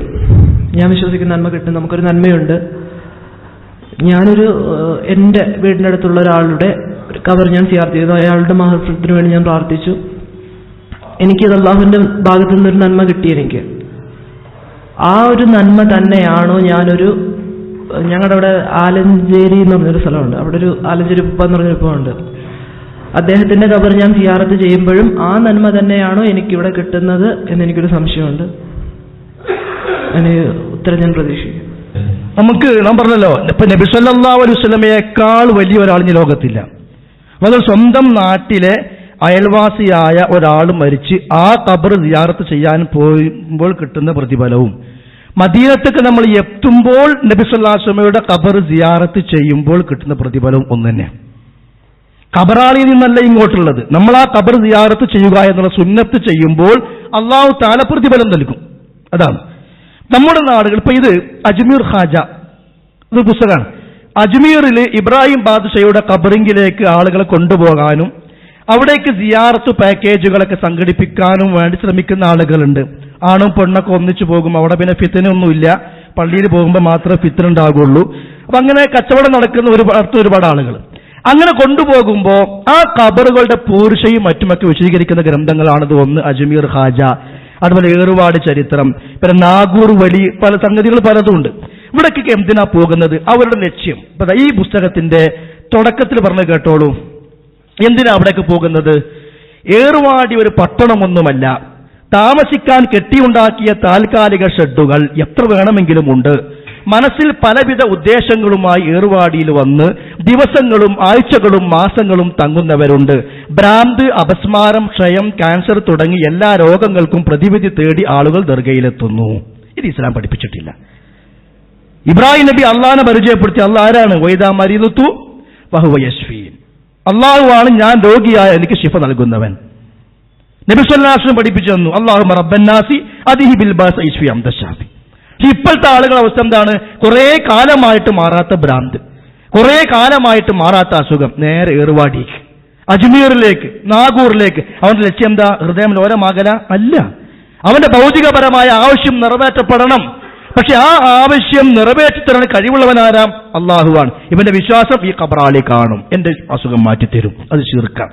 ഈ പുസ്തകത്തിന്റെ അവസാന ഭാഗത്ത് പറയാണ്, ഏത് രോഗവും മാറ്റുന്ന ആശുപത്രി, ഏത് ഈ ഖബർ, ഏത് രോഗവും മാറ്റുന്ന ആശുപത്രി, ഏത് കേസും തീർക്കുന്ന കോടതി, അതാണ് ഏറുവാടി. പിശാചുബാധ കൊണ്ടോ മറ്റോ ഉണ്ടാകുന്ന രോഗങ്ങൾ, മാറാവ്യാധികൾ, ഭ്രാന്ത് തുടങ്ങിയ ഏതും ഏറുവാടി ദർഗാ ഷരീഫിൽ വെച്ച് സുഖപ്പെട്ടു മടങ്ങുന്നു. ഈ വിശ്വാസത്തോടുകൂടി ഒരുത്തം പോയാൽ അത് ശിർക്കാണ്. ഇങ്ങനെ നബി സല്ലല്ലാഹു അലൈഹി വസല്ലം പഠിപ്പിച്ചു തന്നിട്ടില്ല. അജ്മീർ ഖാജ അവിടെയുള്ള ദർഗ പരിചയപ്പെടുത്തിയിട്ട് അതിന്റെ പ്രത്യേകതകളും കാര്യങ്ങളൊക്കെ പറയേണ്ടത്. ഇതിൽ ഞാൻ മുഴുവൻ വായിക്കുന്നില്ല, വിഷയത്തിന് ചുരുക്കപ്പതാണ്. ഈ പുസ്തകത്തില് ഇതിന്റെ 71-ാമത്തെ പേജില് അജ്മീർ ഖാജയുടെ ദർഗയുടെ ചുറ്റുമുള്ള കുറെ കുട്ടി ദർഗകൾ കാണാം. അപ്പൊ നമ്മളെ ഈ ബാംഗ്ലൂർ ഇപ്പൊ പറഞ്ഞു തരേണ്ട ആവശ്യമില്ല. വലിയ ദർഗ ഉണ്ടാവും, ചുറ്റും വേറെ കൂമുളച്ചമാതിരി വേറെ ചെറിയ ചെറിയ കുറെ വേറെ ഉണ്ടാവും. അപ്പൊ അതിന്റെ കൂടി പോർച്ച പറഞ്ഞാലേ അവിടുത്തെ പെട്ടിയിലും ആൾക്കാർ പൈസ ഇടുള്ളൂ, അവിടെയും പോയി തവാഫ് ചെയ്യുള്ളൂ. അപ്പൊ അങ്ങനെ അജ്മീർ ഖാജയുടെ ദർഗ പരിചയപ്പെടുത്തുമ്പോ അവിടെയുള്ള വേറൊരു ദർഗനെ കുറിച്ച് പറയാണ്. 8, 9, 10, 11 ദർഗ പരിചയപ്പെടുത്തുന്നുണ്ട്. അതിൽ 9-ാം നമ്പർ ദർഗ കേട്ടോളൂ. ദർഗാ ഷരീഫിന്റെ, അതായത് അജ്മീർ ഖാജയുടെ ദർഗാ ഷരീഫിന്റെ കിഴക്ക് ഭാഗത്ത് ഒരു ഖബർ കാണാം. ഇത് ഒരു ഷഹീദിന്റെ ഖബറാണെന്നും അതിലുള്ള ഷഹീദ് മറ്റൊരു സ്ഥലത്തേക്ക് താമസം മാറ്റിയത് കൊണ്ട് ഈ ഖബർ ഇപ്പോൾ ശൂന്യമാണെന്നും പറയപ്പെടുന്നു. ഇങ്ങനെ ഒരു മനുഷ്യന്മാരുണ്ട് ദുനിയാവിൽ. എന്നിട്ട് അവിടെയുണ്ട് പെട്ടി, ഓരായാലും കൊണ്ടുപോയി പൈസ ഇടും. അവിടെയാണ് മുണ്ട്, അതെടുത്ത് പുതക്കും മൂടും ചെയ്യും. അപ്പൊ തലക്കാലം ഖബറിന്റെ ഉള്ളിലത്തെ ആൾ എന്ത് കിട്ടുന്നു? എണീറ്റ് പോയിട്ടുണ്ട്. അതാരെ ഈ കാക്കാട് പറഞ്ഞത് ഞാൻ പോവുകയാണെന്ന്? പിന്നെ ഇനി അടുത്തത് കേട്ടോ. അദ്ദേഹം സ്ഥലം മാറാൻ പറയപ്പെടുന്ന കാരണം ഇതാണ്. ഉറൂസ് നടക്കുന്ന അവസരത്തിൽ ഒരു സ്ത്രീയും കുട്ടിയും പ്രസ്തുത ഖബറിനരികെ താമസമുറപ്പിച്ചു അത്രേ. കുട്ടി ഒരിക്കൽ ഖബറിന്മേൽ മൂത്രം ഒഴിക്കുകയും ചെയ്തു. ഇത് കാരണമാണത്രേ ആ ഷഹീദ് അവിടെ നിന്നും താമസം മാറ്റിയത്. അങ്ങോട്ട് പോകുന്നൂടെ, അങ്ങനെ പോകാൻ കഴിയുമെങ്കിൽ ഉള്ളിൽ കൂടെ തുറന്നു കളിക്കാൻ നിൽക്കണം. അത് വേറെ ജീവിന്റെ സ്വഭാവം, മണ്ണിന്റെ ഉള്ളിൽ കൂടെ തുറക്കല്. അല്പം എണീറ്റ് പോകാൻ കഴിയും, ഇങ്ങോട്ടാ പോകേണ്ടത്. അപ്പൊ ഇതൊക്കെ ജനങ്ങൾ വായിച്ചാൽ വിശ്വസിക്കുന്നു മനസ്സിലാക്കിയ ഉസ്താദുമാരാ കൂടെ ഉള്ളത്. എന്നിട്ട് അജ്മീറിലേക്ക് പോകുക, അതിന് പ്രത്യേകമായി യാത്ര സംഘടിപ്പിക്കുക. അങ്ങനെ പോകാൻ തന്നെ പാടില്ല. ലാ തുശബ്ദു റിഹാലു ഇല്ലാ ഇലാ സലാസത്തി മസാജിദ്. പ്രത്യേക പുണ്യം ഉദ്ദേശിച്ചുകൊണ്ട് 3 പള്ളികളിലേക്ക് പോകാൻ പാടുള്ളൂ. മസ്ജിദുൽ ഹറാം, മസ്ജിദുൽ നബവി, മസ്ജിദുൽ അഖ്സ.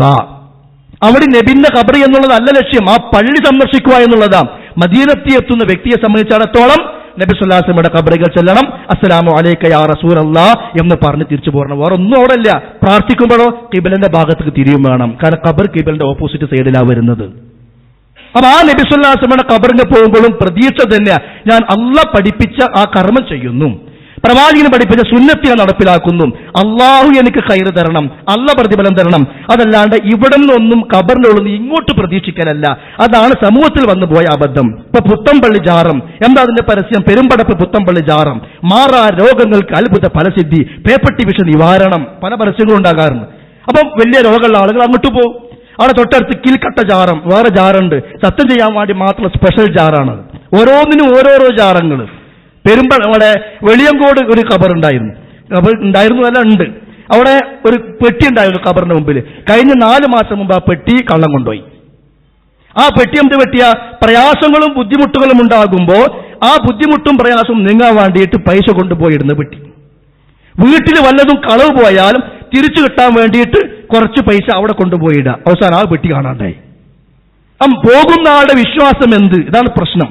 ഇസ്ലാം പഠിപ്പിച്ച ഖബർ സിയാറത്തിൽ റബ്ബ് നൽകുന്ന പ്രതിഫലം പ്രതീക്ഷിക്കുക, അള്ളാഹിന്റെ റസൂൽ പഠിപ്പിച്ച സുന്നത്ത് ചെയ്യുക എന്നുള്ളതല്ലാതെ അത് ഇന്ന ആളുടെ ഖബർ എന്ന് പ്രത്യേകിച്ചൊന്നുമില്ല. നബി സല്ലല്ലാഹു അലൈഹി വസല്ലം മക്ക വിജയിച്ചടക്കിയപ്പോ ആദ്യം ചെയ്ത പണി എന്താ? ഖാലിദ് ബിൻ വലീദിനെയും അലി ബിൻ അബി ത്വാലിബിനെ പറഞ്ഞയച്ചിട്ട് പൊന്തി നിൽക്കുന്ന ഏതൊക്കെ ഖബറുണ്ടോ സകലം നിരത്തണം എന്നാണ് മക്കം ഫത്തിന്റെ അന്ന് 1ാമത്തെ കൽപ്പന. അപ്പൊ ഇസ്ലാമിൽ അങ്ങനെ കെട്ടിപ്പൊക്കലില്ല. ഖബറാളിയിൽ നിന്ന് ഇങ്ങോട്ടൊന്നും പ്രതീക്ഷിക്കലുമില്ല. കാര്യകാരണ ബന്ധങ്ങളൊക്കെ മുറിഞ്ഞു പോകും. അസ്സലാമു അലൈക്കും. ഇവർ ചോദിച്ച അനുബന്ധ ചോദ്യമാണ് ചോദിക്കുന്നത്. നമ്മളിപ്പോൾ ഒരു ഖബർസ്ഥാനിൽ എത്തിക്കഴിഞ്ഞാൽ അസ്സലാമു അലൈക്കും യാ ദാറൽ മുഅ്മിനീൻ വ ഇൻഷാ അല്ലാഹു ബിക്കും ലൈക്കും, ഈ ചോദ്യം ഞങ്ങൾ ചോദിക്കുന്നത്, ഈ സലാം നമ്മൾ ചെല്ലുന്നത് ഈ ഖബറാളികളെ കേൾക്കുന്നുള്ള ഉദ്ദേശത്തിലല്ല. അല്ല, അല്ലെങ്കിൽ സലാം ചെല്ലൂല. നമ്മളിപ്പോൾ കല്ലിനോട് ചെല്ലൂല, മരത്തിനോട് ചെല്ലൂല. സലാം ചെല്ലുന്നതായിരിക്കാം കേൾവിക്കാർക്ക് മാത്രം, അല്ലേ? അപ്പോൾ അതുപോലെ ഞങ്ങളിപ്പം മരണപ്പെട്ട വീട്ടിൽ 3 ദിവസം ഞങ്ങൾ, അല്ലെങ്കിൽ മരണപ്പെട്ട അന്നേ ദിവസം തന്നെ ഞങ്ങൾ ഖുർആൻ ഓതുന്നു, മറ്റുള്ളതൊന്ന്. അപ്പോൾ ഒരു പണ്ഡിതന്റെ പ്രസംഗം കേട്ടതുകൊണ്ടാണ് ഈ ചോദ്യം വരുന്നത്. നിങ്ങൾ അവിടെ ഇരുന്ന് മാതൃഭൂമി പേപ്പർ വായിച്ചോ, കേരള ശബ്ദം വായിച്ചോ, ഖുർആൻ ഓതാൻ പാടില്ല എന്നുള്ളൊരു പ്രസംഗം ഞാൻ കേട്ടതുകൊണ്ടാണ് ഈ ചോദ്യം ഞാൻ ചോദിക്കുന്നത്. അപ്പോൾ അതും ഇതും തമ്മിലുള്ള വൈരുദ്ധ്യം നിന്നാണ്. ഇവിടെ പോയി കഴിഞ്ഞാൽ ഞങ്ങൾക്ക് അവർ കേൾക്കുന്നുണ്ട്. ഞങ്ങൾ ഉപ്പാൻ നിങ്ങൾ ഈ പറഞ്ഞ പോലെ ധാരത്തിനല്ലേ നമ്മൾ പോകുന്നത്. ഞങ്ങളെ ഉപ്പ, ഞങ്ങളെ ഉമ്മ, ഞങ്ങളെ സഹോദരങ്ങൾ, ആ മഹലിലുള്ള ഞങ്ങളെ നാട്ടുകാർ, ഇവർക്ക് വേണ്ടിയിട്ടാണ് ഞങ്ങൾ സലാം ചെല്ലുന്നതും. ഞങ്ങൾ ഖുർആനിൽ പറഞ്ഞ ദുആ പോലും റബ്ബി റഹ്മുമാ കമാ റബ്ബിയാനി സഗീറ, ഇങ്ങനത്തെ ദുആകൾ നമ്മൾ അവിടുന്ന് ചെയ്യുന്നത്. ഞങ്ങൾ ഉമ്മാൻ്റെ അടുക്കാം, നമ്മൾ ഉപ്പാൻ്റെ അടുക്കാം. ഇതേ ഉമ്മയും ഇതേ ഉപ്പയും ഞങ്ങൾ വീട്ടിൻ്റെ അകത്ത് മരിച്ചു കഴിഞ്ഞാൽ ഒരു ഖുർആൻ ഓതുമ്പോൾ നിങ്ങൾ അവിടുന്ന് മാതൃഭൂമി പേപ്പർ വായിച്ചു വന്നു. ഞാൻ 10-15 വർഷം ഗൾഫിലുണ്ടായിട്ടുണ്ട്. ഞാൻ പിന്നെ സുൽത്താൻ ഖാബൂസിൻ്റെ ഉമ്മയിലെ മരിച്ച മൊമാലുള്ള സമയത്ത് 3 ദിവസം TV-യിലുള്ള എല്ലാ പരിപാടിയും ബന്ധിച്ചിട്ട് വെറും ഖുർആൻ ഓത്ത്. ഞങ്ങളെ മാതിരി ഈ സൂഫിസം തലക്ക് ഇരുവിട്ടൊന്നുമില്ല അവർ, നമ്മളാറുള്ള മാതിരി. അപ്പോൾ ഈ 2 വൈരുദ്ധ്യങ്ങൾ ഇതിപ്പോൾ ഞങ്ങൾക്ക് കേൾക്കുന്നതുകൊണ്ട് ഞങ്ങൾ സലാം ചെല്ലുന്നു. ഇതേ മരണ വീട്ടിൽ 3 ദിവസം ഞങ്ങൾ തുടർച്ചയായി ഖുർആനോ, ഞങ്ങൾ വീട്ടുകാരൻ, ഞങ്ങളിപ്പോൾ ആരും കൊണ്ടാണ്ടൊന്നുമില്ല, ഞങ്ങൾ വീട്ടുകാരൻ തന്നെയായിരിക്കും ചെല്ലുന്നുണ്ടാകുക. പക്ഷെ അവിടെ നിങ്ങൾ പറയുന്നത് എന്ന് വെച്ച് കഴിഞ്ഞാൽ മാതൃഭൂമി പേപ്പർ വായിച്ചോ, ഇതന്നെ ഈ അനുബന്ധ ചോദ്യമാണ് ഇത്. അതിൻ്റെ ഈ വൈരുദ്ധ്യം എന്താണുള്ളത്? വളരെ ആത്മാർത്ഥമായി കാര്യങ്ങൾ അറിയാനുള്ള അന്വേഷണമാണ് ഇവിടെ സുഹൃത്ത് നിർവഹിച്ചിരിക്കുന്നത്. അല്ലാഹു സത്യം മനസ്സിലാക്കി ഉൾക്കൊള്ളാൻ നമുക്ക് ഏവർക്കും തൗഫീഖ് പ്രദാനം ചെയ്യുമാറാവട്ടെ. ഖബർസ്ഥാനിൽ പോവുകയും ഖബർ സന്ദർശിക്കുകയും സലാം പറയുകയും അവർക്ക് വേണ്ടി പ്രാർത്ഥിക്കുകയും ചെയ്യണം എന്നാണ് ഇവിടെ ആവർത്തിച്ചു പറഞ്ഞത്. അതൊക്കെ വേണം എന്നത്. ഖബർ സിയാറത്ത് ചെയ്യണം. അത് ഉമ്മാൻ്റെതോ വാപ്പാൻ്റെതോ ഇനി പരിചയമുള്ളതോ അല്ലാത്തതോ ഏതുമാകട്ടെ, അവിശ്വാസികളെ ഖബർ പോലും സന്ദർശിക്കൽ അനുവദനീയമാണ് എന്ന് പഠിപ്പിച്ച മതമാണ് ഇസ്ലാം. ഒരു അവിശ്വാസി, ഒരു അമുസ്ലിം സുഹൃത്ത് മരിച്ചു, അവനെ മറവ് ചെയ്ത ആ ഇടം പോലും നമുക്ക് പോയി സന്ദർശിക്കാം എന്നാണ് ഇസ്ലാമിക പ്രമാണങ്ങളിൽ നിന്ന് നമുക്ക് മനസ്സിലാകുന്നത്. എന്തിന്? നേരത്തെ പറഞ്ഞ ലക്ഷ്യങ്ങളൊക്കെ അതിലുണ്ട്. ഒരു ഖബർ പോയി കാണുമ്പോൾ എനിക്കും വേണമല്ലോ മരിക്കുക എന്ന ഒരു ഓർമ്മയുണ്ടാവാൻ അത് നിമിത്തമാണ്. അതൊരു പക്ഷേ മുസ്ലിം അല്ലാത്തൊരാളുടെ ശ്മശാനം കാണുമ്പോഴും അവന് ശവകുടീരം കാണുമ്പോഴും എൻ്റെ സുഹൃത്തായിരുന്നുവല്ലോ, ഈ ലോകത്ത് ജീവിതം അവസാനിച്ച് പോയി എന്ന ആ ചിന്തയും എനിക്കും ഇതുപോലെ പോകേണ്ടതുണ്ട് എന്ന ഒരു തിരിച്ചറിവും ഉണ്ടാകാൻ ഒരു പക്ഷേ അത് നിമിത്തമായേക്കാം. ഇനി വിശ്വാസിയുടെ ഖബറാണെങ്കിൽ ആ ഖബറാളിക്ക് സലാം പറയണം, ഖബറാളിക്ക് വേണ്ടി പ്രാർത്ഥിക്കുകയും വേണം. ഇനി പ്രാർത്ഥിക്കാൻ വേണ്ടി ഖബറിങ്കിൽ പോകണം എന്നില്ല, നമുക്ക് എപ്പോഴും പ്രാർത്ഥിക്കാം. ഖബർക്ക് പോയിട്ടേ പ്രാർത്ഥിക്കാവൂ എന്നല്ല പഠിപ്പിച്ചത്. നമ്മുടെ ഏതു പ്രാർത്ഥനയിലും മരിച്ചുപോയവരും അല്ലാത്തവരുമൊക്കെയായ ആളുകളെ, വിശ്വാസികളെ ഉൾപ്പെടുത്താനാണ് ഇസ്ലാം പഠിപ്പിക്കുന്നത്. ഇപ്പൊ സുഹൃത്ത് പറഞ്ഞല്ലോ, അബ്ദുറഹ്മാൻ റബ്ബാനി സഗീറ, അത് ഉമ്മയും വാപ്പയും മരിച്ചതിന് ശേഷം മാത്രമല്ല, ജീവിച്ചിരിക്കുന്ന സമയത്തും അവർക്ക് വേണ്ടി പ്രാർത്ഥിക്കണം, മരണശേഷം അവർക്ക് വേണ്ടി പ്രാർത്ഥിക്കണം. അതൊക്കെ പ്രമാണങ്ങൾ പരിചയപ്പെടുത്തിയതാണ്. എന്നാൽ അതുപോലെയാണോ ഇനി അതിനെ കൂടെ ആ സലാം പറഞ്ഞാൽ അവർ കേൾക്കുകയും അവർ ഇങ്ങോട്ട് മടക്കുകയും ചെയ്യുമോ? അങ്ങനെ കേൾക്കുമെന്നും മടക്കുമെന്നും പറയാൻ നമുക്ക് പ്രമാണങ്ങൾ കാണുന്നില്ല. ഈ സലാമിൽ കേൾക്കുകയും അവർ മടക്കുകയും ചെയ്യുമെന്ന് പറയാൻ പ്രത്യേകിച്ച് അങ്ങനെ പ്രമാണങ്ങളൊന്നും സ്വഹിയായി ഉദ്ധരിക്കപ്പെട്ടവ പ്രവാചകൻ പഠിപ്പിച്ചതായി നമുക്ക് എവിടെയും അങ്ങനെ കാണുന്നില്ല. അല്ലാഹു അഅലം. അവർക്ക് അല്ലാഹു രക്ഷ ഉണ്ടാവാനുള്ള തേട്ടമാണ്, പ്രാർത്ഥനയാണ്, അവർക്ക് വേണ്ടിയുള്ള പ്രാർത്ഥനയാണ് യഥാർത്ഥത്തിൽ സലാം. ആയിഷ റളിയല്ലാഹു അൻഹ ചോദിച്ചു, നബിയെ ഖബർ സന്ദർശിക്കുമ്പോൾ എന്താണ് പറയേണ്ടത്? അപ്പൊ നബി തങ്ങൾ പഠിപ്പിച്ചു കൊടുത്തു, സലാമുൻ അലൈക്കും ദാറ ഖൗമിൻ മുഅ്മിനീൻ വ ഇന്നാ ഇൻഷാ അല്ലാഹു ബിക്കും ലാഹിഖൂൻ നസ്അലുല്ലാഹ ലനാ വലക്കുമുൽ ആഫിയ. വിശ്വാസികളെ വീട്ടുകാരെ നിങ്ങൾക്ക് അല്ലാഹുവിന്റെ രക്ഷയുണ്ടാവട്ടെ, ഞങ്ങളും നിങ്ങളെ കൂടെ ചേരാനുള്ളവരാണ്. നിങ്ങൾക്കും ഞങ്ങൾക്കും ആഫിയത്തിന് വേണ്ടി റബ്ബിനോട് ഞങ്ങൾ ദുആ ചെയ്യുന്നു. ഇവിടെ ദുആ റബ്ബിനോട്, ഞങ്ങളും നിങ്ങളെ കൂടെ ചേരാനുള്ളതാണ്. അതൊരു ആത്മഗതമാണ്, അവരെ കേൾക്കാനല്ല. നീയും വാ, ഞാൻ അവിടെ വെയിറ്റ് ചെയ്യാം എന്ന് അവിടെ നിന്ന് ഇങ്ങോട്ട് പ്രതികരണം ഉണ്ടാവില്ല. അതൊരു ബോധമാണ്. ഇന്നാ ഇൻഷാ അല്ലാഹു ബിക്കും ലാഹിഖൂൻ എന്ന് പറയുമ്പോൾ അതൊരു ബോധമാണ്. ഇമാം ഖുർത്തുബി അദ്ദേഹത്തിന് അത്തദ്കിറ ബി അഹ്വാലിൽ മൗത വൽ ആഖിറ എന്ന ഗ്രന്ഥത്തിൽ പഠിപ്പിക്കുന്നത് കാണാം. അലി റളിയല്ലാഹു അൻഹു ഖബർസ്ഥാനിൽ ചെന്നു. എന്നിട്ട് ദീർഘമായി അദ്ദേഹം പലപ്പോഴും ഖബർസ്ഥാനിൽ നിൽക്കും. ഖബറുകൾ നോക്കി അദ്ദേഹം അങ്ങനെ പരലോകമൂർത്തി കരയും. ഒരുപാട് സുഹൃത്തുക്കൾ, പരിചയക്കാർ, ബന്ധുക്കൾ എല്ലാവരുടെയും ഖബറുണ്ടാകാം ഖബർസ്ഥാനിൽ. അപ്പൊ അവിടെ ഇങ്ങനെ ചെന്ന് നിന്ന് അദ്ദേഹം ഇങ്ങനെ ആലോചിക്കും. എന്ന് അദ്ദേഹം പറയും, ഖബറാളികളെ എന്താണ് നിങ്ങളുടെ വിശേഷങ്ങൾ, നിങ്ങൾ പറയൂ. എന്നാൽ അദ്ദേഹം തന്നെ മറുപടി പറയും, നിങ്ങൾക്ക് പറയാൻ കഴിയില്ല എന്നെനിക്കറിയാം, എന്നാൽ ഞങ്ങളുടെ വിശേഷങ്ങൾ ഞാൻ പറയാം. നിങ്ങൾ പോയതിനു ശേഷം നിങ്ങളുടെ ഭാര്യമാർ വേറെ വിവാഹം കഴിക്കപ്പെട്ടു പോയി, നിങ്ങളുടെ സ്വത്തുക്കൾ ഓഹരി വെക്കപ്പെട്ടു പോയി, നിങ്ങളുടെ വീടുകൾ മറ്റു പലരും താമസമാക്കി കഴിഞ്ഞു എന്നിങ്ങനെ പറയുകയും അദ്ദേഹം ദീർഘമായി കരയുകയും ചെയ്യും. റബ്ബേ, ഇതാണല്ലോ എനിക്കും ഇനി വരാനുള്ളത്. അതാണ് ഖബർ സന്ദർശനം. റസൂലുള്ളാഹി സ്വല്ലല്ലാഹു അലൈഹി വസല്ലം രാത്രി വീട്ടിൽ നിന്ന് എഴുന്നേറ്റ് പുറത്തേക്ക് പോകാറുണ്ട്, നേരത്തെ പറഞ്ഞുവല്ലോ. ആയിഷ ബീവി പറയുന്നൊരിക്കൽ ഞാൻ പെട്ടെന്ന് ഉണർന്നപ്പോൾ വിരിപ്പിൽ നബിയെ കാണുന്നില്ല. അപ്പൊ ഞാൻ അന്വേഷിച്ചു. ഞാൻ നോക്കുമ്പോൾ നബി അതാ പുറത്തേക്ക് ഇറങ്ങി നടന്നു പോവുകയാണ്. ഞാൻ പിന്നാലെ ശബ്ദമുണ്ടാക്കാതെ പോയി നബി എങ്ങോട്ടാണ് പോകുന്നത് എന്നറിയാൻ വേണ്ടി നോക്കുമ്പോൾ നബി ഖബർസ്ഥാനിലേക്ക് പോവുകയാണ്. ഖബർസ്ഥാനിൽ ചെന്ന് നബി ദീർഘമായി നിൽക്കുന്നു. നബി അവർക്ക് വേണ്ടി ദുആ ചെയ്യുന്നു. നബി തിരിച്ചു പോരുമ്പോൾ ഞാനും നബി അറിയാതെ ഞാനും പെട്ടെന്ന് വീട്ടിലേക്ക് മടങ്ങി വന്നു. ഇങ്ങനെയുള്ള സംഭവങ്ങൾ ഹദീസിൽ കാണാൻ പറ്റുന്നു. അപ്പൊ അവിടെ ഈ പറയുന്ന പ്രാർത്ഥന ഇത് ഖബറാളി കേൾക്കുമെന്നും പ്രതികരിക്കുമെന്നും ഹദീസിൽ എവിടെയും പഠിപ്പിക്കപ്പെട്ടിട്ടില്ല. അവർക്ക് വേണ്ടിയുള്ള പ്രാർത്ഥനയാണ്. നമ്മുടെ മനസ്സിലെ ചില യാഥാർത്ഥ്യങ്ങൾ ബോധ്യപ്പെടുത്താൻ കൂടിയാണ് ഖബർ സന്ദർശനങ്ങൾ. എന്നാൽ അതുപോലെയല്ല അവർ ഖബറാളിക്ക് വേണ്ടിയുള്ള ഖുർആൻ പാരായണം. മതത്തിൽ ഒരു കാര്യം സ്ഥിരപ്പെടണമെങ്കിൽ അതിന് പ്രമാണം അനിവാര്യമാണ്. ഏത് വിഷയവും, എത്ര ചെറിയ വിഷയമാവട്ടെ, മതത്തിന്റെ ഭാഗമായി മാറണമെങ്കിൽ അല്ലാഹു തആല പഠിപ്പിക്കണം, അവന്റെ റസൂല് പഠിപ്പിക്കണം. റസൂലുള്ളാഹി സ്വല്ലല്ലാഹു അലൈഹി വസല്ലം തങ്ങൾ ജീവിച്ചിരിപ്പുള്ള സമയത്ത് ആയിരക്കണക്കായ സ്വഹാബിമാർ മരണപ്പെട്ടിട്ടുണ്ട്. ഒരാൾ മരിച്ചാൽ എന്തു ചെയ്യണം നബി അവർക്ക് പഠിപ്പിച്ചു കൊടുത്തിട്ടുണ്ട്. കുളിപ്പിക്കേണ്ടത് എങ്ങനെ, കഫൻ ചെയ്യേണ്ടത് എങ്ങനെ, നമസ്കരിക്കേണ്ടത് എങ്ങനെ, ഖബർ കുഴിക്കേണ്ടത് എങ്ങനെ, മറമേഴേണ്ടത് എങ്ങനെ, അവരോടുള്ള ബാധ്യത പിന്നെ എന്തെല്ലാമാണ് എല്ലാം കൃത്യമായി പഠിപ്പിച്ചിട്ടുണ്ട്. ഒറ്റ സഹാബി വഫാത്തായപ്പോൾ അള്ളാഹുവിന്റെ റസൂൽ സ്വല്ലല്ലാഹു അലൈഹി വസല്ലം തങ്ങൾ അവിടെ ഇരുന്ന് ഖുർആൻ ഓതാൻ പഠിപ്പിച്ചിട്ടില്ല. നബി വഫാത്താകുമ്പോൾ 1,13,000 സഹാബിമാർ ജീവിച്ചിരിപ്പുണ്ട് എന്നാണ് പ്രബലാഭിപ്രായം. അല്ലാഹു അഅലം. നബിയെ കുളിപ്പിച്ചത് ആര്? ഹദീസിലുണ്ട്. നബിക്ക് വേണ്ടി ഖബർ കുഴിച്ചത് ആര്? ഹദീസിലുണ്ട്. നമസ്കാരം നിർവഹിച്ചത് എങ്ങനെ? ഹദീസിലുണ്ട്. കഫൻ ചെയ്തത് എങ്ങനെ? ഹദീസിലുണ്ട്. ഖബറിലേക്ക് ഇറക്കിയത് ആരാണ്? മണ്ണിട്ട് മൂടിയത് ആരാണ്? എല്ലാം ഹദീസിലുണ്ട്. ആരാണ് ഖുർആൻ ഓതിയത്? എവിടെയും കാണുക സാധ്യമല്ല. എന്നാലും ഖുർആനല്ലേ, നല്ലതല്ലേ, ഖുർആൻ റഹ്മത്ത് വരൂലേ, ഒക്കെ ശരിയാണ്.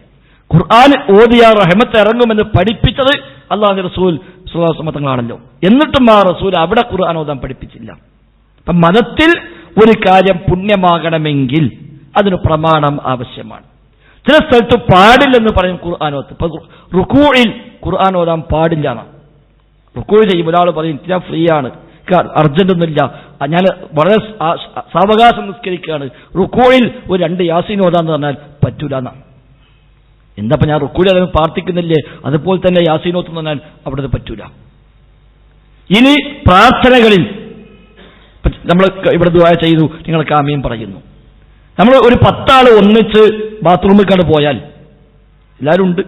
അപ്പൊ ആരെങ്കിലും പറയാം, ഏതായാലും നമ്മളെല്ലാവരും ഉണ്ടല്ലോ, ഒരാൾ പ്രാർത്ഥിക്കാം മറ്റൊരു ആമീൻ പറയാ എന്ന് പറഞ്ഞു ഒരാൾ അല്ലാഹുമ്മ ഇന്നാ നഊദു ബിക മിനൽ ഖുബുസി വൽ ഖബായിസ് എന്ന് പറഞ്ഞ് മറ്റൊരു ആമീനും ചൊല്ലി അങ്ങനെ ഉണ്ടാവോ? ഇല്ലല്ലോ. ഭാര്യയും ഭർത്താവും ഒന്നിച്ച് കിടന്നുറങ്ങുമ്പോൾ രണ്ടാളും നിശ്ചയിക്കപ്പെട്ട ദിക്റുകളും ദുആകളും നിർവഹിക്കണം എന്നാണ് പഠിപ്പിച്ചത്. എന്നാ ഞാൻ പ്രാർത്ഥിക്കാൻ നീ ആമീൻ പറഞ്ഞാൽ മതി എന്ന് പറയാറില്ല. അപ്പൊ ഓരോന്നിന് ഓരോ സ്ഥലത്ത് മതം പഠിപ്പിച്ച ചില നയങ്ങളും നിലപാടുമുണ്ട്. ആ നിലക്കാണ് അത് ചെയ്യേണ്ടത്.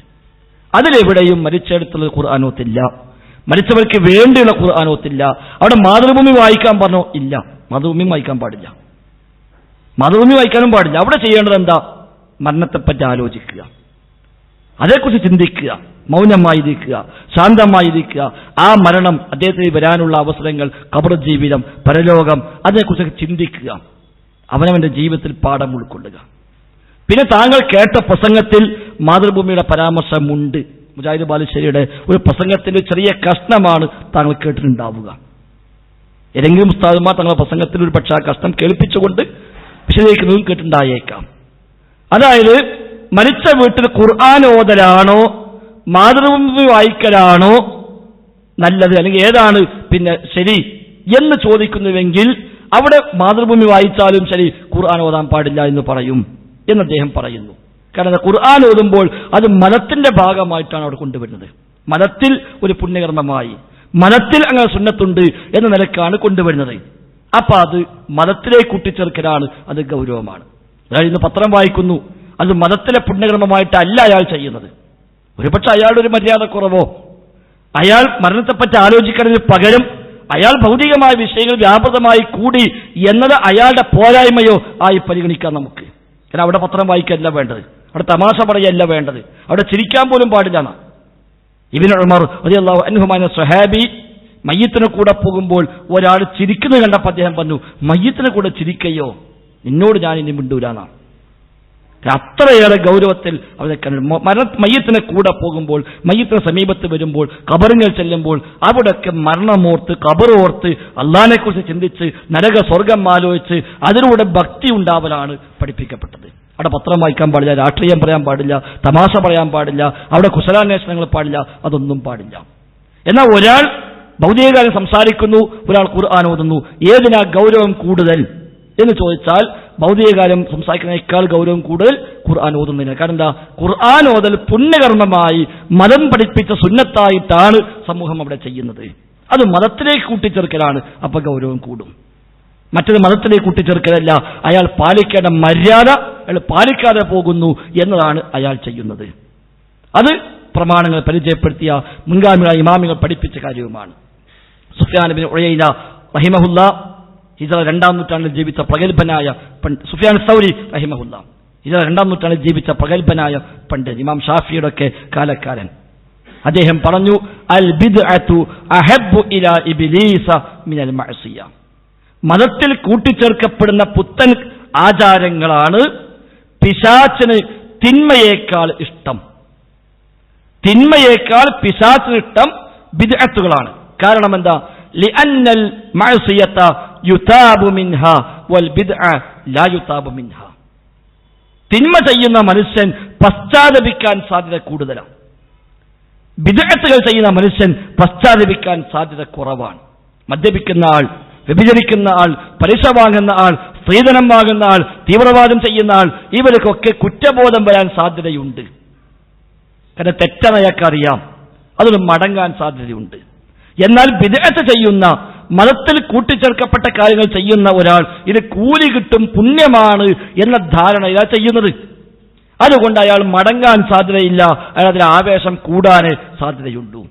അതുകൊണ്ട് പിശാചിന് തിന്മയേക്കാൾ ഇഷ്ടം ബിദ്അത്തിനോടാണ് എന്ന് സുഫ്യാൻ സൗരി റഹിമഹുല്ലാഹ് പഠിപ്പിക്കുന്നുണ്ട്. അതുകൊണ്ട് ഖുർആൻ ഓതാൻ എവിടൊക്കെയാണോ പഠിപ്പിക്കപ്പെട്ടത് അവിടെ ഓതാം. പൊതുവായുള്ള ഏത് രംഗത്തും ഖുർആൻ ഓതാം. ഒരാൾ സുബഹിസ്കരിച്ച് വീട്ടിലിരിക്കുകയാണ്, അയാൾക്ക് മുസ്ഹഫ് പിടിച്ച് ഓതാം, വിരോധമൊന്നുമില്ല. ഒരു ദിവസം ഞായറാഴ്ച ഒഴിവോ ഓഫീസൊന്നുമില്ല, കുറച്ചധികം ഖുർആൻ ഓതി, നല്ല കാര്യമാണ്. ഒരാൾ നടന്നു പോകുന്നു, യാത്ര ചെയ്യുന്നു, വാഹനത്തിൽ പോകുന്നു, ബസ്സിൽ കയറി അയാൾ ഇറങ്ങുന്നവരെ അയാൾക്ക് പരിചയമുള്ള, ഓർമ്മയുള്ള, ഹിഫ്ളുള്ള സൂറത്തൊക്കെ ഓതി അങ്ങനെ യാത്ര ചെയ്തു, നല്ല കാര്യമാണ്. പക്ഷെ അയാൾ പറയാണ് ബസ്സിൽ യാത്ര ചെയ്യുമ്പോൾ ഖുർആൻ ഓതൽ പുണ്യമാണ്, സുന്നത്താണ് എന്ന് പറഞ്ഞാലോ അവിടെ വകുപ്പ് മാറുന്നു. അത് മതത്തിൽ ഒരു പുതിയ കർമ്മം പ്രത്യേകമായി അയാൾ ചേർക്കലായി മാറും. ഒരാൾ മരത്തിൽ കയറി ഇറങ്ങുന്നവരെ അയാൾ സുബ്ഹാനല്ലാഹ് സുബ്ഹാനല്ലാഹ് ചൊല്ലിയിട്ട് അയാൾ കയറിയതും ഇറങ്ങിയതൊക്കെ തെറ്റാണോ? അല്ല. പക്ഷെ അയാൾ പറയാ മരത്തിൽ കയറുമ്പോൾ സുബ്ഹാനല്ലാഹ് പറയാൻ സുന്നത്തുണ്ട് എന്ന് പറഞ്ഞാലോ അവിടെ വകുപ്പ് മാറി. ആ മതത്തിലേക്കൊന്ന് കൂട്ടിച്ചേർക്കുമ്പോൾ അതിനാണ് ബിദ്അത്ത് എന്ന് പറയുക. അല്ലാഹുവിന്റെ റസൂൽ സ്വല്ലല്ലാഹു അലൈഹി വസല്ലം ഏറ്റവും ചുരുങ്ങിയത് 1000 പ്രാവശ്യമെങ്കിലും പറഞ്ഞ ഹദീസാണ് കുല്ലു ബിദ്അത്തിൻ വലാല. മതത്തിലേക്ക് കൂട്ടിച്ചേർക്കപ്പെടുന്ന കാര്യങ്ങൾ മുഴുവനും വഴികേടാകുന്നു. എല്ലാം വഴികേടാണ്. വകുല്ല ദലാലത്തിൻ ഫിന്നാർ, വഴികേടുകളെല്ലാം നരകത്തിലേക്കുമാകും. അതുകൊണ്ട് ഖുർആനാണെങ്കിലും ദിക്റാണെങ്കിലും ദുആ ആണെങ്കിലും സ്വലാത്താണെങ്കിലും നിസ്കാരമാണെങ്കിലും ഒക്കെ അല്ലാഹുവും റസൂലും പഠിപ്പിച്ച ആ വൃത്തത്തിൽ നിൽക്കലാണ് അവിടെ ഏറ്റവും പ്രധാനം. ഇപ്പൊ സുബഹി നമ്മൾ നിസ്കരിക്കുന്നു, സുബഹിക്ക് മുമ്പ് 2 റക്അത്ത് നിസ്കരിക്കുന്നു, സുബഹിക്ക് ശേഷം 2 റക്അത്ത് നിസ്കരിക്കാറുണ്ടോ? റവാത്തിബായിക്കൊണ്ട് ഇല്ല. അപ്പോൾ ഏറ്റവും ചോദിക്കുക, സുബഹിക്ക് മുമ്പ് 2 റക്അത്ത് നിസ്കരിക്കുക, അതുപോലെ തന്നെ ശേഷം നിസ്കരിച്ചാലും എന്താ ഇപ്പൊ വ്യത്യാസം വെച്ചാൽ വ്യത്യാസമുണ്ട്. ളുഹറിന് മുമ്പ് നിസ്കരിക്കുന്നു, ശേഷം നിസ്കരിക്കുന്നു. അസറിന് മുമ്പില്ല, അസറിന് മുമ്പുണ്ട്, ശേഷമില്ല. മഗ്‌രിബിന് മുമ്പും ശേഷം നിസ്കരിക്കാം, ഇശാഇന് മുമ്പും ശേഷം നിസ്കരിക്കാം. സുബഹിക്ക് മുമ്പുണ്ട്, ശേഷമില്ല. കണ്ടോ, സുബഹിക്ക് മുമ്പുണ്ട്, ശേഷമില്ല. അസറിന് ശേഷമില്ല, മുമ്പുണ്ട്.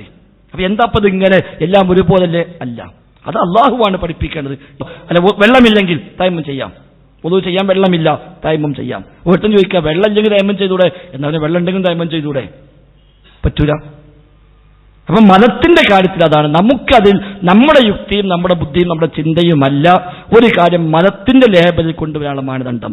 അള്ളാഹു പഠിപ്പിച്ചുവോ അവന്റെ റസൂൽ പഠിപ്പിച്ചുവോ എങ്കിൽ ദീനാണ്. അള്ളാഹു മുസ്ലിം പഠിപ്പിച്ചിട്ടില്ലേ എങ്കിൽ മതമല്ല. അപ്പൊ ഏത് വിഷയത്തിലും ആ ഒരു അന്വേഷണം. അള്ളാഹുവിന്റെ റസൂൽ സ്വല്ലല്ലാഹു അലൈഹി വസല്ലം തങ്ങൾ ഈ വിഷയത്തിൽ എന്തു പഠിപ്പിച്ചു, നബിയിൽ നിന്ന് മതം പഠിച്ച സ്വഹാബിമാർ ഇതിൽ എന്ത് ചെയ്തു? അവർ ചെയ്തിട്ടില്ല എങ്കിൽ അത് പുണ്യമല്ല, അവർ ചെയ്തിട്ടുണ്ട് എങ്കിലോ അത് പുണ്യവുമാണ്. അപ്പൊ ഖബർ സിയാറത്ത് അവർ ചെയ്തു, അവർ ചെയ്യാൻ പറഞ്ഞു. ഖബറാളിയോട് സലാം പറയൽ അവർ ചെയ്തു, ചെയ്യാൻ പറഞ്ഞു. ഖബറാളിക്ക് വേണ്ടി പ്രാർത്ഥിക്കൽ അവർ ചെയ്തു, ചെയ്യാൻ പറഞ്ഞു. എന്നാൽ മയ്യത്തിന് മുമ്പിൽ വെച്ചോ ഖബറിങ്ങിൽ വെച്ചോ അവർക്ക് പ്രത്യേകമായി ഖുർആൻ ഓതി അതിന് കൂലി അവർക്ക് ഹദിയ ചെയ്യൽ നബി തങ്ങൾ പഠിപ്പിച്ചിട്ടില്ല, സ്വഹാബിമാർ ചെയ്തിട്ടില്ല, നമുക്ക് ചെയ്യാൻ പാടില്ല.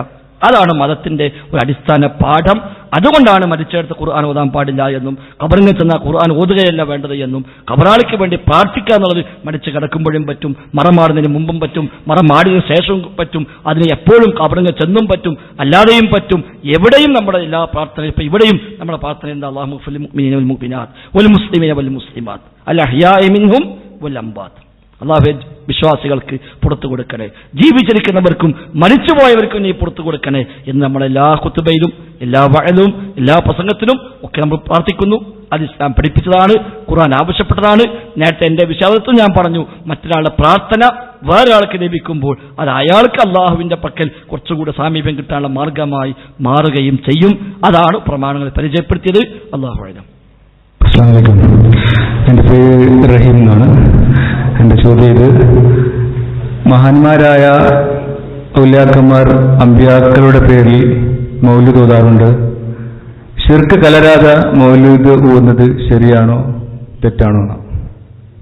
മൗലിദ് എന്ന് പറയുമ്പോൾ യഥാർത്ഥത്തിൽ അത് എന്താണ് അതിന്റെ ബേസ്, അതാണ് നമ്മൾ പരിശോധിക്കേണ്ടത്.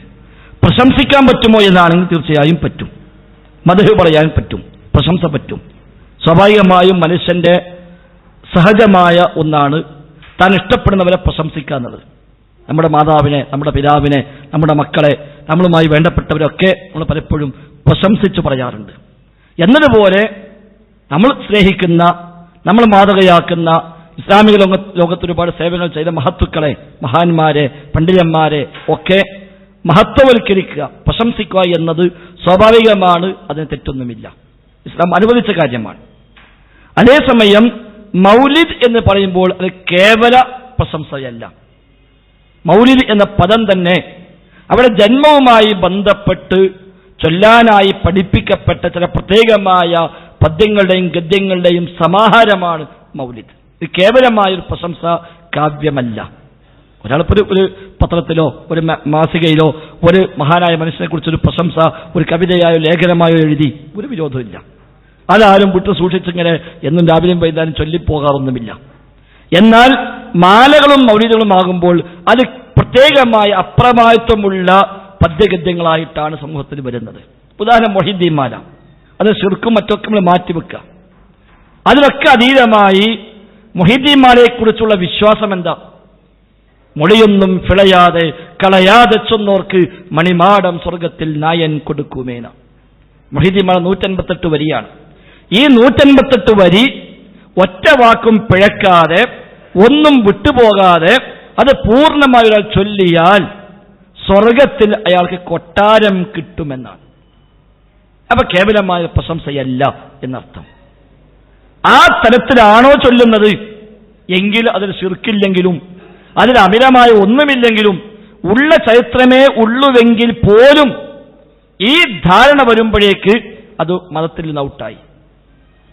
ഈ പദ്യങ്ങൾ നാം ചൊല്ലിത്തീർത്താൽ സ്വർഗത്തിൽ കൊട്ടാരമുണ്ട് എന്ന് പറയുമ്പോൾ അത് കേവല കാവ്യം എന്നതിനപ്പുറത്തേക്ക് ഇസ്ലാമികമായി ഒരു വലിയ സ്ഥാനമുള്ള ഒന്നായി മാറി. ബദർ മൗലിദ് എന്തിനാ ചൊല്ലുന്നത്? ബദർ മൗലിദും ബദർ മാലയും ചൊല്ലിയാൽ എന്താ? എല്ലാ പ്രശ്നവും തീരുമെന്നാണ്. എല്ലാ പ്രശ്നവും തീരും. വീട്ടിൽ കള്ളന്മാർ വരാതിരിക്കാൻ, രോഗമില്ലാതിരിക്കാൻ, അതിനൊക്കെ അത് മതി എന്നാണ്. പ്രസവ വേദനയ്ക്ക് പോലും ഏറെ മികന്തുള്ള ഫേറ്റി വരുത്തത്തിൽ ഇന്ദൽ സ്വഹാബികൾ ഫെരീനെ ചൊല്ലുകിൽ കുറി മുടിയും മുനം പള്ള തന്നീന്ന് കുട്ടി ഫിറക്കലിൻ ഇല്ലാ സെക്കൻഡോവർ. പ്രസവ വേദനയിൽ ഈ പേരാണ് ചൊല്ലിത്തീർത്താൽ ചൊല്ലിത്തീരും മുമ്പ് വയറ്റുന്ന് കുട്ടി പിറക്കും, സംശയം വേണ്ടാന്ന്. ആ നിലക്കാണോ ചൊല്ലുന്നത് എങ്കിൽ ഞാൻ ഒരു ശിർക്കുമില്ലെങ്കിലും ആ വിശ്വാസം തന്നെ പോയി. അതുകൊണ്ടാണ് മൗലിദുകൾ നമ്മൾ അങ്ങനെ എതിർക്കുന്നത്. അതല്ലെങ്കിൽ കേവലം ഒരു പ്രശംസാകാവ്യമാണെങ്കിൽ ആർക്കും ആക്ഷേപമില്ല. നമ്മളൊക്കെ പ്രശംസിച്ച് ലേഖനം എഴുതുന്നവരും കവിത ചൊല്ലുന്നവരും ഒക്കെ തന്നെയാണല്ലോ. മുജാഹിദ് പുസ്തകത്തിന്റെ മദ്രസ പാഠപുസ്തകങ്ങളിൽ ഒരു പുസ്തകത്തിന്റെ പേര് തന്നെ മുഹമ്മദ് നബി അനുപമ വ്യക്തിത്വം എന്നാണ്. മുഹമ്മദ് നബി അനുപമ വ്യക്തിത്വം ഒരു പുസ്തകത്തിന്റെ പേരാ, പാഠപുസ്തകത്തിന്റെ. അതിന് പ്രവാചകന്റെ ജീവിതത്തിലെ മഹത്വങ്ങൾ കുട്ടികളെ പഠിപ്പിക്കുക പുസ്തകം. അവിടെ പത്രങ്ങളിൽ, മാസികകളിൽ, പ്രസിദ്ധീകരണങ്ങളിലെല്ലാം അങ്ങനെയുള്ള പ്രവാചകന്മാരെയും മഹത്തുക്കളെയും ചരിത്രം പഠിപ്പിക്കാറുണ്ട്. മൊഹീദ്ദീൻ ഷെയ്ഖിനെ പറ്റി പ്രത്യേകം പുസ്തകം പ്രസിദ്ധീകരിച്ചവരാ മുജാഹിദുകൾ. ഷെയ്ഖ് ജീലാനി എന്ന പേരിൽ ഒരു പുസ്തകം തന്നെ, അദ്ദേഹത്തിന്റെ ശരിയായ ചരിത്രം സമൂഹത്തെ പഠിപ്പിക്കാൻ വേണ്ടി പുസ്തകം ഇറക്കിയവരാ മുജാഹിദ് പ്രസ്ഥാനം. പല മഹാന്മാരെയും കുറിച്ച് അങ്ങനെ പുസ്തകങ്ങൾ എഴുതിയിട്ടുണ്ട്. പ്രവാചകർക്കെതിരെ ആക്ഷേപം വന്നപ്പോൾ പ്രവാചകനെ അറിയുക എന്ന് പറഞ്ഞുകൊണ്ട് ഒരു മാസം നീണ്ടു നിൽക്കുന്ന ക്യാമ്പയിൻ പ്രഖ്യാപിച്ചവരാ മുജാഹിദ് പ്രസ്ഥാനം. അപ്പൊ അതൊന്നും പാടില്ല എന്നല്ല. എന്നാൽ മാല, മൗലിദ്, റാത്തീബ്, കുത്തുബിയത്ത്, ഹദ്ദാദ് എന്ന് പറയുമ്പോൾ അത് കേവല പ്രശംസാ കാവ്യങ്ങളല്ല, അത് കേവലമായ മഹത്വവൽക്കരിക്കലുകളല്ല, അതിനപ്പുറത്തെ നേർച്ചപ്പാട്ടുകളായി കൊണ്ടുവരുന്നു. മാത്രം 1933 കോഴിക്കോട് മീൻചന്തയിൽ കൂടിയ സമസ്ത സമ്മേളനത്തിൽ പാസാക്കിയ പ്രമേയം തന്നെ ഈ വക പാട്ടും ബെയ്ത്തും മാലയും മൗലിദും ഒക്കെ ചൊല്ലുകയോ ചൊല്ലിക്കുകയോ ചെയ്യാത്തവൻ ഖാദിയാവാനും ഖതീബാകാനും വരെ പറ്റൂലാണ്. അങ്ങനെ വരുമ്പോൾ അത് കേവലമായ പ്രശംസാ കാവ്യമായി മാത്രം വിചാരിക്കാൻ നിർവാഹമില്ല. അതുകൊണ്ട് ഈ ധാരണ ഉള്ളിടത്തോളം കാലം അതിൽ എന്ത് വിശ്വാസം ഉണ്ടെങ്കിലും ഇല്ലെങ്കിലും ശരി ആ വകുപ്പുകൾ തന്നെ നമുക്ക് സ്വീകരിക്കാവതല്ല. അതേസമയം മഹത്തുക്കളായ ആളുകളെ, പണ്ഡിതന്മാരെ ഒക്കെ നമുക്ക് മഹത്വയ്ക്ക് സംസാരിക്കാം. അവരെ ആക്ഷേപിച്ചാരെയും പറയുമ്പോൾ നമുക്ക് പ്രതികരിക്കാം, നമുക്ക് മറുപടികൾ പറയാം. അവർക്കെതിരെ വല്ല പ്രശ്നങ്ങളും വരുമ്പോൾ അവിടെ മഹത്വങ്ങൾ നമുക്ക് ആളുകളെ ബോധ്യപ്പെടുത്താനുള്ള ആവശ്യങ്ങളുമായി, എല്ലാ സംരംഭങ്ങളുമായി നമുക്ക് ഇറങ്ങാം. അതൊന്നും പാടില്ല എന്നൊന്നും ഈ പറഞ്ഞതിന് അർത്ഥമില്ല. അല്ലാഹു അഅലം. അസ്സലാമു അലൈക്കും. ഈ മാലമൗലിദുകളെ സംബന്ധിച്ച് സാധാരണയായിട്ട് അത് ഔലിയാക്കന്മാരെ സംബന്ധിച്ചും അമ്പിയാക്കന്മാരെ സംബന്ധിച്ചും മദ്ഹ് പറയുകയാണ് എന്ന ഉദ്ദേശത്തോടു കൂടിയാണ് നമ്മളത് ചൊല്ലുന്നതും ചൊല്ലിപ്പിക്കുന്നതും ഒക്കെ. അവിടെ വരുന്ന വേറെ ചില പ്രശ്നങ്ങൾ, ഒന്ന്, ഈ മുഹ്യിദ്ദീൻ മാല ഇപ്പം ജീലാനി ദിനം ആചരിക്കുന്ന സമയമാണ്. മുഹ്യിദ്ദീൻ മാലയും അതേപോലെ കുത്തുബിയത്തും അതേപോലെ ഷെയ്ഖുമായി ബന്ധപ്പെട്ടതും. അപ്പം അത് ചൊല്ലുന്ന ഒരാളുടെ വിശ്വാസം എന്താണ്? അത് എനിക്ക് സ്വർഗത്തിലേക്കുള്ള മാർഗം. ഈ മുഹ്യിദ്ദീൻ മാല പോലെ രചിക്കപ്പെട്ട മറ്റൊന്നാണ് റിഫായി മാല. മുഹ്യിദ്ദീൻ മാല രചിച്ച് 200 കൊല്ല ശേഷം വന്നതാണ് റിഫായി മാല. എന്ന് പറഞ്ഞാൽ മുഹ്യിദ്ദീൻ മാലയേക്കാൾ 200 കൊല്ലം ആയുസ് കുറവാണ് ആർക്ക്? റിഫായി മാലക്ക്. ഈ മുഹ്യിദ്ദീൻ മാലയിൽ നേരത്തെ ഇവിടെ സൂചിപ്പിച്ച പോലെ ഒരു കാലഘട്ടത്തിൽ സൂഫിയത്തിന്റെ കടന്നുകയറ്റം ഉണ്ടായിരുന്നു. അങ്ങനെ ചില പ്രത്യേകമായ ത്വരീഖത്തുകൾ വരികയും ആ ത്വരീഖത്തിലേക്ക് ആളുകളെ ചേർക്കുകയും അങ്ങനെ ആ ത്വരീഖത്തിനെ മഹത്വവൽക്കരിക്കാനും ആ ത്വരീഖത്തിലെ ഷെയ്ഖിന്റെ മഹത്വം പറയാനും അങ്ങനെയൊക്കെയാണ് ഈ മാലമൗലിദുകൾ വരുന്നത്. അങ്ങനെ മുഹ്യിദ്ദീൻ ഷെയ്ഖിന്റെ മഹത്വം പറഞ്ഞുകൊണ്ടുള്ള കാവ്യ രചനയാണ് മുഹ്യിദ്ദീൻ മാല എന്ന് പറഞ്ഞത്. അപ്പോൾ ആളുകളൊക്കെ ആ ത്വരീഖത്തിന്റെ കൂടെയും ഇതുമായി ബന്ധപ്പെട്ട കാര്യങ്ങളൊക്കെ ചെയ്യുന്ന ഒരു അവസ്ഥ ഉണ്ടായിരുന്നു. പിന്നീട് 200 കൊല്ലം കഴിഞ്ഞപ്പോൾ റിഫായി ഷെയ്ഖിന്റെ പേരിൽ ഒരു മാല വന്നു. ആ മാല പരിശോധിച്ചപ്പോൾ നമുക്ക് കാണാൻ സാധിക്കുന്ന ഒരു വസ്തുതയാണ്, മുഹ്യിദ്ദീൻ മാലയിൽ എന്ത് പറഞ്ഞിട്ടുണ്ടോ നേരെ മറുപടി പറയാം. നമുക്കിതൊന്നും അറിയില്ല, നമ്മൾക്ക് വലിയ ആ വിഷയത്തെക്കുറിച്ച് ബോധമില്ലാത്തതുകൊണ്ട് നമ്മൾ അതും ചൊല്ലും ഇതും ചൊല്ലും. ശരിക്കും റിഫായി മാല പരിശോധിച്ചാൽ ഈ മുഹ്യിദ്ദീൻ മാലക്കുള്ള തനി ഖണ്ഡനമായിട്ട് നമുക്ക് മനസ്സിലാക്കാൻ സാധിക്കും. ഞാൻ സാമ്പിളിന് ഒരു 3-4 വരികൾ കാണിച്ചു തരാം. ഇത് മുഴുവൻ പരിശോധിച്ചാൽ ഒരുപാട് കാണാൻ കഴിയും.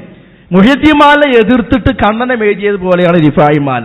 ഇപ്പൊ ഒന്ന്, ഷെയ്ഖിന്റെ മുഹ്യിദ്ദീൻ മാലയിൽ കാണാം, എല്ലായിലും മേലെ അർശിങ്കൽ ചെന്നോവർ, എന്റെ കണ്ണെപ്പോഴും ലൗഹിൽ ആദം നോവർ. മുഹ്യിദ്ദീൻ ഷെയ്ഖ് എവിടെ പോകും? അർശിന്റെ മുകളിൽ ചെല്ലും. അതിന്റെ മുകളിലേക്ക് ഇനി വേറില്ലല്ലോ, അപ്പൊ ഏറ്റവും ടോപ്പിൽ അവിടെ എത്തും. പിന്നെ ഷെയ്ഖിന്റെ കണ്ണ് എപ്പോഴും എവിടെയാണ്? ലൗഹിലാണ്, മുഹ്യിദ്ദീൻ മാലയിൽ. അപ്പൊ റിഫായി മാലക്കാരെന്താ ചെയ്തെന്നറിയോ? ഇരിപ്പിൽ ഞാൻ ലൗഹുൽ മഹ്ഫൂദ് നോക്കിയിട്ട് ഉലകർക്കുറുതി പാറയും ഞാനും നോവർ. മുഹ്യിദ്ദീൻ ഷെയ്ഖിന് ലൗഹുൽ മഹ്ഫൂദ് ആണെങ്കിൽ അർശിന്റെ അവിടെ പോണ്ടേ, ഞാൻ ഇവിടെ ഇരുന്നിട്ട് തന്നെ നോക്കുന്നുണ്ട്. അപ്പൊ ആർക്കാ പവർ കൂടുതൽ? ആ മുഹ്യിദ്ദീൻ ഷെയ്ഖിന്റെ ആ ത്വരീഖത്തിൽ അല്ല, ഇപ്പുറത്തെ ത്വരീഖത്തിലേക്ക് വരണം. ഇവിടെ റിഫായി ത്വരീഖത്ത് വാറുണ്ട്, അത് ജീലാനി ത്വരീഖത്താണ്. അതിനേക്കാൾ നല്ലത് ഇവിടെയാണ്. ഒരു തരം മത്സരം തന്നെയാണ്. അത് ഒരു ഉദാഹരണം. ഇനി രണ്ടാമത്തെ ഒരു ഉദാഹരണം നോക്കി നിങ്ങൾ. മുഹ്യിദ്ദീൻ മാലയിൽ കാണാം, 4 കിതാബേയും മറ്റുള്ള സുഹഫേയും നായൻ ആരുളാലേ ഓതി ഉണർന്നവർ. തൗറാത്ത്, ഇൻജീൽ, സബൂർ, ഇങ്ങനെ ഖുർആൻ 4 കിതാബ്. പിന്നെ ഏതെല്ലാം സുഹഫ് ഏടുകളുണ്ടോ അതൊക്കെ അള്ളാഹുവിന്റെ കൽപ്പന പ്രകാരം മുഹ്യിദ്ദീൻ ഷെയ്ഖ് ഓതി പഠിച്ചിട്ടുണ്ട്. അപ്പൊ എല്ലാ ഇൽമു പാരിക്കാനുള്ളത് ഷെയ്ഖിനാണ്. അപ്പൊ റിഫായി മാലക്കാരൻ, റിഫായി തരീഖത്തിന്റെ ആളെന്ത് ചെയ്തു? ഇൽമു അവിടെ എല്ലാ ഇൽമും അപ്പുറത്താന്ന് പറഞ്ഞാൽ ഇവിടെ ആളുണ്ടാവില്ലല്ലോ. അപ്പൊ അതിന് മറുപടി കേട്ടോ, ഓതും ഫുറൂഖാൻ സബൂറിഞ്ചിൽ തൗറാത്തും ഓതാതറിഞ്ഞ് ഞാനെന്ന് പറഞ്ഞോവർ. നിങ്ങളെ ഷെയ്ഖ് ഓതി പഠിച്ചതല്ലേ, ഞങ്ങളെ ഷെയ്ഖ് ഓതാണ്ട് പഠിച്ചതാണ്. ഇത് കണ്ണൻ അല്ലെങ്കിൽ പിന്നെ എന്താ? നമ്മൾ രണ്ടും ചൊല്ലും, നമ്മുടെ കാര്യം എത്ര ഉള്ളൂ, നമുക്കിത് ഓതിയാൽ മതി. അപ്പൊ നമ്മൾ ചൊല്ലിപ്പിക്കുന്ന ആളുകൾ എത്ര കനമുള്ളവരാണോ അതനുസരിച്ചിട്ട് നമ്മളെ സ്വർഗത്തിലേക്കുള്ള മാർഗമാണെന്ന് മനസ്സിലാക്കി പോയതാണ്. ഇനി ഒരു ഉദാഹരണം കൂടി ആ വിഷയത്തിൽ കേട്ടോളൂ. മുഹ്യിദ്ദീൻ ഷെയ്ഖിനെ സംബന്ധിച്ച് അദ്ദേഹത്തിന്റെ വലിയ കഴിവ് പറയാണ്, കണ്ണിൽ കാണാത്തതും കൽബാകത്തുള്ളതും കൺകൊണ്ട് കണ്ട പോൽ കാട്ടി പറഞ്ഞോവർ. അത് ഷെയ്ഖിന്റെ ഒരു കറാമത്ത, നല്ല കഴിവാണ്. എല്ലാം കൺകൊണ്ട് കണ്ട പോലെ പറയും, കണ്ടില്ലെങ്കിലും കൽബകത്തുള്ളതൊക്കെ അങ്ങനെ പറയും. അപ്പൊ ഷെയ്ഖിന് ആ കഴിവുണ്ട് എന്ന് പറഞ്ഞപ്പോൾ ആ കഴിവ് ഇല്ല എന്ന് പറയാൻ വേണ്ടിയിട്ട് റിഫായി മാലക്കാരൻ എന്ത് ചെയ്തു? ഖോജ മുഹ്യിദ്ദീനും താനും കളിക്കുമ്പോൾ കണ്ണിൻ പിരിയത്തിന്മേലെ ഓടിച്ചോവർ കണ്ണിൽ കരുമീശിയും മാമിൽ ചൊല്ലിയാർ കണ്ടില്ല ഉങ്കൾ വാരുവീനാതെന്നോവർ. മുഹദ്ദീൻ ഷെയ്ഖും റിഫാ ഷെയ്ഖും കൂടി ഒളിച്ചു കളിച്ചപ്പോ മുഹദ്ദീൻ ഷെയ്ഖിന്റെ കണ്ണിന് പുരികത്തിൽ റിഫാ ഷെയ്ഖ് കയറി ഒളിച്ചു, എന്നിട്ട് കണ്ടില്ല, തെരഞ്ഞു നടന്നു. അപ്പൊ കാണുന്നോ കാണൂലാന്നോ ഇനി നമ്മൾ തീരുമാനിക്കത് ഓതണോ ഓതണ്ടേ. ഇതാണ് ഇതിന്റെയൊക്കെ സാമ്പിളിന് 3 പറഞ്ഞു എന്നുള്ളതിൽ മുഴുവൻ അങ്ങനെ തന്നെയാണ്. അപ്പൊ ഇങ്ങനത്തെ പ്രശ്നം ഇതിലുണ്ട്. പിന്നെ അതിനേക്കാൾ വലിയ പ്രശ്നം നബി സല്ലല്ലാഹു അലൈഹി വസല്ലമയെ സംബന്ധിച്ചും മഹാത്മാക്കളെ സംബന്ധിച്ചും അവർ പറയാത്ത, പ്രവാചകൻ പറയാത്ത പലതും പറഞ്ഞു ഖാല റസൂലുള്ളാഹ് എന്ന് പറഞ്ഞുകൊണ്ട് വരുന്നുണ്ട്. റസൂൽ പറയാത്തൊരു കാര്യം പറഞ്ഞാൽ ഫൽയതബവ്വഉ മഖഅദഹു മിനന്നാർ. മൗലൂദിൽ എത്ര സ്ഥലത്ത് കാണാം ഖാല റസൂലുള്ളാഹ്, ഖാല അല്ലാഹു തആല എന്ന് മൗലൂദിൽ കാണാം. അതിനർത്ഥം അള്ളാഹ് പറഞ്ഞു എന്നാ. അള്ളാഹ് പറയാത്തത് പറഞ്ഞു എന്ന് പറയുമ്പോൾ അതിന്റെ അപകടം എന്താണ്? വമൻ അസ്ലമു മിമ്മൻ ഇഫ്തറ അലല്ലാഹി കദിബ. അള്ളാഹ് പറയാത്തത് പറഞ്ഞത് കെട്ടിച്ചമച്ച് പറയാം, അത് വലിയ അക്രമമാണ്. അപ്പൊ അള്ളാഹ് പറയാത്തത് പറഞ്ഞു എന്ന് മൗലൂദ് കിതാബുകളിലുണ്ട്, റസൂൽ സ്വല്ലല്ലാഹു അലൈഹി വസല്ലം പറയാത്തത് പറഞ്ഞു എന്നും അതിലുണ്ട്. അപ്പൊ ഈ അപകടങ്ങളും ഇങ്ങനെ ഒരുപാട് വിഷയങ്ങളുണ്ട്. അപ്പൊ അത് പുണ്യകർമ്മമായി നമ്മൾ ആരും കാണേണ്ടതില്ല. ശിർക്കിന്റെ ഭാഗത്ത് നമ്മൾ പോയിട്ടില്ല. ശിർക്കല്ലാതെ തന്നെ ഇങ്ങനെ ഒരുപാട് പ്രശ്നങ്ങൾ അതിൽ ഉണ്ട്. അതിൽ നമ്മൾ സ്വയം മോചിതരാകണം. നമ്മുടെ കൗമിനെ നമ്മൾ അതിന് രക്ഷപ്പെടുത്തുകയും വേണം. അള്ളാഹു അനുഗ്രഹിക്കുമാറാകട്ടെ.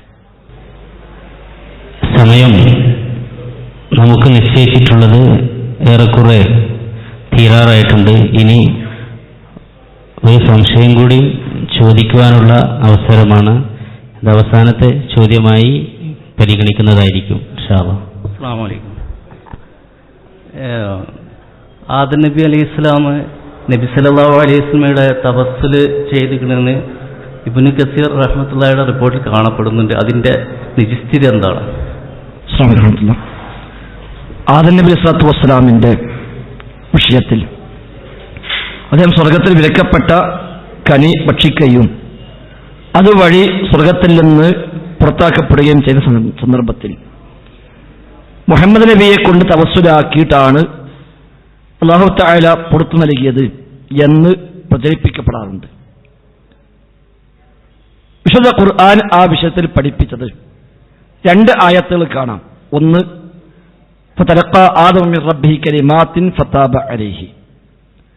ആദം നബി സ്വല്ലല്ലാഹു അലൈഹി വസല്ലം അല്ലാഹുവിൽ നിന്ന് ചില വചനങ്ങൾ ഏറ്റുവാങ്ങി സ്വീകരിച്ചു. അതുപ്രകാരം അല്ലാഹുവോട് ദുആ ചെയ്തു. അല്ലാഹു തൗബ സ്വീകരിച്ചു. ആ വചനങ്ങൾ എന്താണെന്ന് ഖുർആൻ തന്നെ പഠിപ്പിച്ചു. ഖാല റബ്ബനാ ളലംനാ അൻഫുസനാ വഇല്ലം തഗ്ഫിർ ലനാ വതർഹംനാ ലനകൂനന്ന മിനൽ ഖാസിരീൻ. അല്ലാഹുവേ, ഞങ്ങൾ രണ്ടുപേരും ഞങ്ങളോട് അന്യായങ്ങൾ ചെയ്തു പോയി. നീ പുറത്തു തന്നില്ലെങ്കിൽ ഞങ്ങൾ അക്രമികളിൽ പെട്ടുപോകും റബ്ബേ. അപ്പൊ അതാണ് ആദം നബിയുടെ ദുആ ആയി ഖുർആൻ പരിചയപ്പെടുത്തിയത്. ഇനി ആ വിഷയത്തിൽ ദുർബലമായ ഒരു റിപ്പോർട്ട് ഇമാം ഹാക്കിം അവിടുത്തെ മുസ്തദറക്കിലും മറ്റു ചില ഗ്രന്ഥങ്ങളിലുമൊക്കെ ഉദ്ധരിക്കപ്പെട്ടതായി നമുക്ക് കാണാൻ കഴിയും. ഇബ്നു കസീർ റഹിമഹുള്ളാഹുവിന്റെ തഫ്സീറിൽ അത് വന്നിട്ടില്ല എന്നാണ് എൻ്റെ ഓർമ്മ. തഫ്സീർ അത് ഉള്ളതായിട്ട് ഓർമ്മയിലില്ല. എന്നാൽ മറ്റു ചില ഗ്രന്ഥങ്ങളൊക്കെ അത് സ്ഥാനം പിടിച്ചിട്ടുണ്ട്. അതായത് ആദം നബി സ്വല്ലല്ലാഹു അലൈഹി വസല്ലം സ്വർഗത്തിന് പഴം ഭക്ഷിച്ചു പുറത്താകുന്ന സാഹചര്യം ഉണ്ടായപ്പോൾ അദ്ദേഹം അള്ളാഹുവിനോട് പ്രാർത്ഥിച്ചു വന്ന അള്ളാഹുവെ, മുഹമ്മദ് നബിയുടെ ഹക്ക് കൊണ്ട് ഞാൻ എന്നോട് ചോദിക്കുന്നു, നീ എനിക്ക് പുറത്തു തരണം. അപ്പൊ അള്ളാഹു ചോദിച്ചു, കൈഫ അറഫ്ത മുഹമ്മദൻ, നീ എങ്ങനെയാണ് മുഹമ്മദ് നബിയെ മനസ്സിലാക്കിയത്? അപ്പൊ അദ്ദേഹം പറഞ്ഞു, നീ എന്നെ സൃഷ്ടിക്കുകയും എനിക്ക് ജീവൻ നൽകുകയും ചെയ്തപ്പോൾ ഞാൻ തല ഉയർത്തി നോക്കി അർശിലേക്ക്. അപ്പോൾ അർശിന്റെ കാലുകളിൽ എഴുതി വെച്ചതായി ഞാൻ കണ്ടു, ലാ ഇലാഹ ഇല്ലല്ലാഹ് മുഹമ്മദ് റസൂലുള്ളാഹ് എന്ന്. അപ്പൊ എനിക്ക് മനസ്സിലായി, നിന്റെ പേരിന്റെ കൂടെ നീ ഒരു പേര് എഴുതി വെക്കുന്നുവെങ്കിൽ അത് തീർച്ചയായും ഏറ്റവും എനിക്ക് ഇഷ്ടപ്പെട്ട ആളുടെ പേരായിരിക്കും എന്ന് മനസ്സിലാക്കി. അതുകൊണ്ടാണ് ഞാൻ ആ മുഹമ്മദ് നബിയെ മനസ്സിലാക്കിയതും അതുപ്രകാരം തേടിയതും. അപ്പൊ അള്ളാഹു പറഞ്ഞു അത്രേ, ലൗലാ മുഹമ്മദുൻ ലമാ ഖലഖ്തുക, മുഹമ്മദ് നബി ഇല്ലായിരുന്നുവെങ്കിൽ ഞാൻ എന്നെ സൃഷ്ടിക്കുമായിരുന്നില്ല എന്ന് പറഞ്ഞുവെന്നാണ് ആ റിപ്പോർട്ട്. അത് സ്വഹീഹായ റിപ്പോർട്ടല്ല, ദുർബലമായ ഒരു സംഭവമാണ്, ദഈഫാണ് എന്നും ചില പണ്ഡിതന്മാർ അത് മൗദൂ നിർമ്മിതമാണ് എന്നും വരെ അഭിപ്രായങ്ങൾ രേഖപ്പെടുത്തിയ ഒരു റിപ്പോർട്ടാണ് അത്. ഇമാം ഹാക്കിമിന്റെ അൽ മുസ്തദറക് എന്ന കിതാബിലാണ് അത് വന്നിട്ടുള്ളത്. അതല്ലാതെ ഇബ്നു കസീറിന്റെ തഫ്സീറിൽ അത് വന്നിട്ടില്ല എന്ന് തന്നെയാണ് ബലമായ ഓർമ്മയുള്ളത്. പിന്നെ മറ്റു ചില തഫ്സീറിൽ വന്നിട്ടുണ്ട്. ഇപ്പോൾ ജലാലുദ്ദീൻ സുയൂത്തിയുടെ അദ്ദുറുൽ മൻസൂർ എന്ന കിതാബിൽ അത് വന്നിട്ടുണ്ട്. അത് ഇത് മാത്രമല്ല, അങ്ങനെ ഒരുപാട് കഥകൾ പിൽക്കാലത്ത് ഉണ്ടാക്കിയിട്ടുണ്ട്. ഇപ്പൊ ഹസൻ ഹുസൈൻ, അലി ഫാത്തിമ എന്നിവരുടെ ഹക്ക് കൊണ്ട് തേടിയിട്ടാണ് ആദം നബിക്ക് രക്ഷ കിട്ടിയത് എന്ന് തഫ്സീർ ദുറുൽ മൻസൂറിലുണ്ട്. സുയൂത്തിയുടെ ദുറുൽ മൻസൂർ എന്ന കിതാബിൽ കാണാൻ കഴിയും. അദ്ദേഹം തേടി പഠിച്ചവനെ അലിയുടെയും ഫാത്തിമയുടെയും ഹസൻ ഹുസൈന്റെയും ഹക്ക് കൊണ്ട് ഞാൻ ചോദിക്കുന്നു. അപ്പൊ അത് ഷിയാക്കളുടെ സംഭാവനയായിരിക്കുമെന്ന് നമുക്ക് മനസ്സിലാക്കാം. അങ്ങനെയുള്ള കുറെ കഥകൾ വന്നിട്ടുണ്ട്. അതൊന്നും സ്വഹീഹായി സ്വീകാര്യയോഗ്യമായ പരമ്പരയിൽ ഉദ്ധരിക്കപ്പെട്ടവയല്ല. അവിടെ ഒരു കഥയുണ്ട്, റിപ്പോർട്ടുണ്ട് എന്നല്ലാതെ അങ്ങനെ ഉണ്ടെങ്കിൽ അത് പഠിപ്പിക്കാൻ അള്ളാഹുവോ അവന്റെ റസൂലോ ആണ്. ആ അള്ളാഹു പഠിപ്പിച്ചതാവട്ടെ, റബ്ബനാ വലംനാ അൻഫുസനാ വഇല്ലം തഗ്ഫിർ ലനാ വതർഹംനാ ലനകൂനന്ന മിനൽ ഖാസിരീൻ എന്ന് പ്രാർത്ഥിച്ചുവെന്നാണ് വിശുദ്ധ ഖുർആൻ തന്നെ എടുത്തു പറഞ്ഞത്. അവിടെ ഹക്കും ജാഹും ബർക്കത്തും ഒന്നുമില്ല. ഇനി ഈ വിഷയത്തിൽ മാത്രം സഖാഫിമാരുമായി നമ്മൾ ഒരു സംവാദം നടത്തിയിട്ടുണ്ട്. യൂട്യൂബ് കേരളത്തിൽ കിട്ടും. അകലാട് സംവാദം എന്നടിച്ചാൽ തൃശ്ശൂർ ജില്ലയിൽ ചാവക്കാടടുത്ത് അകലാട് എന്ന സ്ഥലത്ത് വെച്ച് സഖാഫിമാരുമായി ഈ ഒറ്റ വിഷയത്തിൽ ആദം നബി സ്വല്ലല്ലാഹു അലൈഹി വസല്ലം മുഹമ്മദ് നബിയുടെ ഹക്ക് കൊണ്ടാണോ തേടിയത്, അങ്ങനെ സംഭവം ഉണ്ടോ ഇല്ലേ എന്ന വിഷയത്തിൽ മാത്രമായി AP വിഭാഗം സുന്നികളും മുജാഹിദുകളും തമ്മിൽ വാദപ്രതിവാദം ഈ വിഷയത്തിൽ 4-5 മണിക്കൂർ നീണ്ടു നിൽക്കുന്ന ഒരു ചർച്ചയുണ്ടായിട്ടുണ്ട്. യൂട്യൂബ് കയറി അകലാട് സംവാദം എന്നടിച്ചാൽ നിങ്ങൾക്കത് കിട്ടും. അതിൽ വിശദമായി ഇൻഷാല്ലാ വിഷയം പഠിക്കാനും സാധിക്കുമെന്ന് കൂടി സൂചിപ്പിക്കുക. ഏതായിരുന്നാലും ഏത് വിഷയത്തിലും നമുക്ക് അള്ളാഹുവും റസൂലും പഠിപ്പിച്ചു തന്ന കാര്യം മാത്രമേ മതമായി സ്വീകരിക്കാൻ നിർവാഹമുള്ളൂ എന്നത് നാം ഇതിലെ ഒരു ആശയമായി നമ്മൾ പഠിക്കുക. അതോടൊപ്പം റഹ്മാനായ റബ്ബിനോട് മാത്രം പ്രാർത്ഥിക്കുക, അവരോട് മാത്രം സഹായമർത്ഥിക്കുക. അതാണ് ഏറ്റവും അടിസ്ഥാനം. അള്ളാഹു അല്ലാത്ത ഒരാൾക്കും നമ്മെ സഹായിക്കാൻ സാധ്യമല്ല. ഒരു മഹാനും ഒരു നബിക്കും ഒരു വലിയനും ഒരു ഷഹീദിനും ഒരു സ്വാലിഹിനും ഒരു മലക്കിനും ഒരു ജിന്നിനും ഒരാൾക്കും തന്നെ നമ്മെ സഹായിക്കാൻ സാധ്യമല്ല. ആരൊക്കെ ലോകത്ത് എന്തൊക്കെ ചെയ്താലും അവർക്ക് നിശ്ചയിക്കപ്പെട്ട വ്യവസ്ഥ പ്രകാരം എന്താണോ ചെയ്യാൻ കഴിയുക അത് ചെയ്യുമെന്നല്ലാതെ അതിനപ്പുറത്ത് മറഞ്ഞ വഴിയിൽ കാര്യകാരണ ബന്ധങ്ങൾക്ക് അതീതമായി അദൃശ്യ മാർഗത്തിൽ അള്ളാഹു മാത്രമേ സഹായിക്കുകയുള്ളൂ, മറ്റാരും സഹായിക്കില്ല. ജിന്നുകളും മലക്കളൊക്കെ അഭൗതിക കഴിവുള്ളവരാണ് എന്ന ചർച്ചകൾ ഈ അടുത്ത കാലങ്ങളിലായി നമ്മുടെയൊക്കെ ആളുകളിൽ തന്നെ ചില ആളുകൾ ഉന്നയിക്കാൻ തുടങ്ങി. അത് വലിയ അപകടം തന്നെയാണ്. അതിന്റെ ഒരു ബാക്കി പത്രം എന്ന നിലക്കാണ് നമ്മുടെ നാട്ടിൽ പല ഹദീസുകളും നിഷേധിക്കുന്ന സാഹചര്യം ഉണ്ടായത്. അത് കൂടി നമ്മൾ ഇതിന്റെ ഒരു അനുബന്ധം എന്ന നിലയ്ക്ക് മനസ്സിലാക്കേണ്ടതുണ്ട്. അല്ലാഹുവല്ലാത്ത അവന്റെ സൃഷ്ടികളായ ജിന്നുകളും മലക്കൾക്ക് അബോധ കഴിവുള്ളവരാണെന്ന് പറയുകയും അതുകൊണ്ട് അവരാരും മനുഷ്യ ജീവിതത്തിൽ ഇടപെടുകയില്ല, മലക്കൾ സഹായിക്കില്ല, ജിന്നുകളെ ഉപദ്രവിക്കില്ല, അങ്ങനെ ഉപദ്രവിക്കുമെന്നോ സഹായിക്കുമെന്നോ വിശ്വസിച്ചാൽ തന്നെ അബൗദ്ധികമായി സഹായിക്കുന്ന വിശ്വസിക്കലായി എന്ന് തെറ്റിദ്ധരിച്ച ചില ആളുകൾ അങ്ങനെ പുതിയ നയങ്ങൾ സ്വീകരിക്കുകയും അങ്ങനെ ജിന്നും ശൈത്താനൊക്കെ നമ്മുടെ നാട്ടിൽ ചർച്ചയായി മാറുകയും ചെയ്തു. അതിന്റെ ഒരു ബാക്കി പത്രമായി കൊണ്ടാണ് ചില ആളുകളൊക്കെ സിഹറിന് യാഥാർത്ഥ്യമില്ല, കണ്ണീറിന് യാഥാർത്ഥ്യമില്ല, ജിന്നുവാലക്ക് യാഥാർത്ഥ്യമില്ല തുടങ്ങിയ വാദങ്ങൾ കൊണ്ടുവരികയും അടുത്ത സ്റ്റെപ്പിൽ സംസം വെള്ളം രോഗസമ്മനയല്ല എന്നും ഹജുർ അസ്വദിനെ ചുംബിച്ചാൽ അത് ആളുകൾക്ക് വേണ്ടി സാക്ഷി പറയുമെന്ന് വിശ്വസിക്കാൻ പാടില്ല, അത് ശിർക്കാണ് എന്നും ഖബർ ശിക്ഷ പോലും ഇല്ലെന്നും അതേപോലെ സിറാത്ത് പാലമില്ലെന്നും മസീഹുദ് ദജ്ജാൽ എന്ന ഖിയാമത്ത് നാളിന് മുന്നോടിയായി വരാനുള്ള അടയാളമൊന്നുമല്ലെന്നും വരെയുള്ള പേഴ്ച വാദങ്ങൾ കൊണ്ടുവരികയും അതൊക്കെ മുജാഹിദുകളെ പേരിൽ പോലും പ്രചരിപ്പിക്കുകയും അത്തരം ആളുകളെ കൂട്ടിപ്പിടിച്ചുകൊണ്ട് മുജാഹിദ് പ്രസ്ഥാനം ആ നിലയ്ക്ക് പോകാനുള്ള ചില ശ്രമങ്ങളൊക്കെ ചില ഭാഗത്ത് ഉണ്ടാവുകയും ചെയ്തത് കൂടി നമ്മൾ തിരിച്ചറിയേണ്ടതുണ്ട്.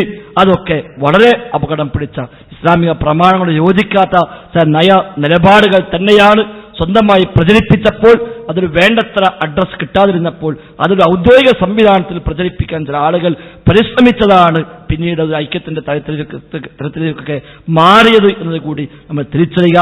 ഏതായാലും നമ്മളെ സംബന്ധിച്ച് അള്ളാഹും റസൂലും എന്താണോ മതമായി പഠിപ്പിച്ചത് അത് മാത്രം മതമായി സ്വീകരിക്കുക. അതിൽ ഏതെങ്കിലും ഒന്ന് നമുക്ക് ഉൾക്കൊള്ളാൻ കഴിയുന്നില്ല എന്നോ നമ്മുടെ ബുദ്ധിക്ക് അത് സ്വീകാര്യമല്ല എന്നോ നമുക്കതിൽ തത്വം മനസ്സിലാക്കാൻ സാധിക്കുന്നില്ല എന്നോ ഒക്കെയുള്ള ന്യായം പറഞ്ഞ് തള്ളാൻ നമുക്ക് പാടില്ല. അള്ളാഹു റസൂലും പഠിപ്പിക്കാത്ത ഒന്ന് മതമായി കൊണ്ടുവരാനും പാടില്ല. രണ്ടിന്റെയും ഇടയ്ക്കാണ് ഹക്കുള്ളത്. തള്ളിക്കളയലല്ല, പഠിപ്പിക്കാത്തത് കൂടി മതമായി കൊണ്ടുവരലുമല്ല. രണ്ടിന്റെയും ഇടയിൽ മധ്യമമായ നിലപാടാണ് നാം സ്വീകരിക്കേണ്ടത്.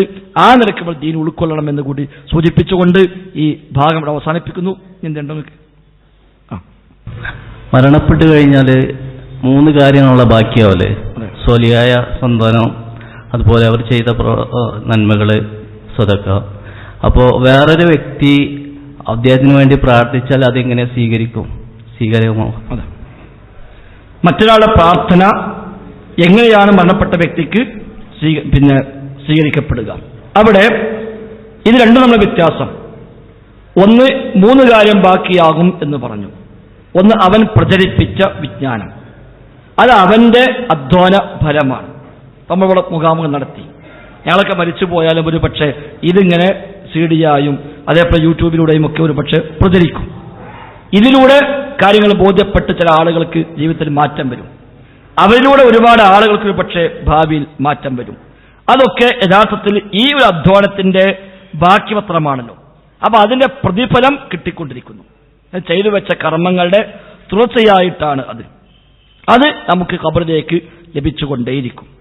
അതേപോലെ ജാരിയായ സ്വതക്കൾ, നിലനിൽക്കുന്ന ദാനധർമ്മങ്ങൾ, പള്ളികൾക്ക്, മദ്രസകൾക്ക്, സ്ഥാപനങ്ങൾക്ക്, അതുപോലെ സ്ഥിരമായി നിലനിൽക്കുന്ന സംവിധാനങ്ങൾക്ക് നൽകുന്ന സാമ്പത്തികമായ, ശാരീരികമായ അതിന് നൽകുന്ന സംഭാവനകൾ, അത് ആ സംരംഭം എത്ര കാലം നിലനിൽക്കുമോ അത്രയും കാലം കിട്ടിക്കൊണ്ടിരിക്കും. കാരണം അതും അവന്റെ അധ്വാന ഫലമാണ്. മൂന്നാമത്, അവന് വേണ്ടി പ്രാർത്ഥിക്കുന്ന മക്കൾ, അതും അവന്റെ അധ്വാനമാണ് മക്കൾ എന്നുള്ളത്. അവനാണ് പഠിപ്പിച്ചത്, അവനാണ് വളർത്തിക്കൊണ്ടുവന്നത്, അവനാണ് അവർ ഇസ്ലാമികമായ മര്യാദകൾ നൽകിയത്. അതുകൊണ്ട് ഇവന്റെ അധ്വാന ഫലം തന്നെയാണ് മക്കൾ, അതും ഇവന്റെ കർമ്മമായി പരിഗണിക്കപ്പെടും. അങ്ങനെ കർമ്മങ്ങളുടെ ഫലം കിട്ടുക എന്നത് ഈ 3-ൽ പരിമിതമാണ്. മറ്റൊരാളുടെ പ്രാർത്ഥന എന്ന് പറയുമ്പോൾ അയാൾ പ്രാർത്ഥിച്ചതിന്റെ കൂലിയല്ല നമുക്ക് കിട്ടുന്നത്, പ്രാർത്ഥിച്ചതിന്റെ കൂലി അയാൾക്ക് തന്നെയാണ്. ആ പ്രാർത്ഥന സ്വീകരിക്കപ്പെട്ടതിന്റെ ഗുണഫലമാണ് ലഭിക്കുന്നത്. അള്ളാഹുവിനെ ഇയാൾക്ക് പുറത്തു കൊടുക്കണേ എന്ന് പ്രാർത്ഥിക്കുമ്പോൾ പ്രാർത്ഥിച്ചതിനുള്ള പ്രതിഫലം പ്രാർത്ഥിച്ച ആൾക്ക് തന്നെയാണ്, അത് മരിച്ച ആൾക്കല്ല. എന്നാൽ ആ പ്രാർത്ഥന അള്ളാഹു സ്വീകരിച്ചാൽ റിസൾട്ട് എന്താണ്? പുറത്തു കൊടുക്കണേ പ്രാർത്ഥിച്ചു, റബ്ബ് സ്വീകരിച്ചു, എന്താ കിട്ടുക? അയാൾക്ക് പുറത്തു കൊടുക്കും. ആ പ്രാർത്ഥനയുടെ ഗുണമാണ് അയാൾ അനുഭവിക്കുന്നത്. പ്രാർത്ഥിക്കുക എന്ന ഇബാദത്ത് ചെയ്തതിന് കൂലി പ്രാർത്ഥിച്ച ആൾക്ക് തന്നെയാണ്. അതാണ് വ്യത്യാസം. ഇങ്ങനെ പ്രാർത്ഥിക്കാൻ ഖുർആൻ ഹദീസും പഠിപ്പിക്കുകയും ചെയ്തു. പ്രാർത്ഥിക്കാൻ ഖുർആൻ ഹദീസും പഠിപ്പിച്ചു.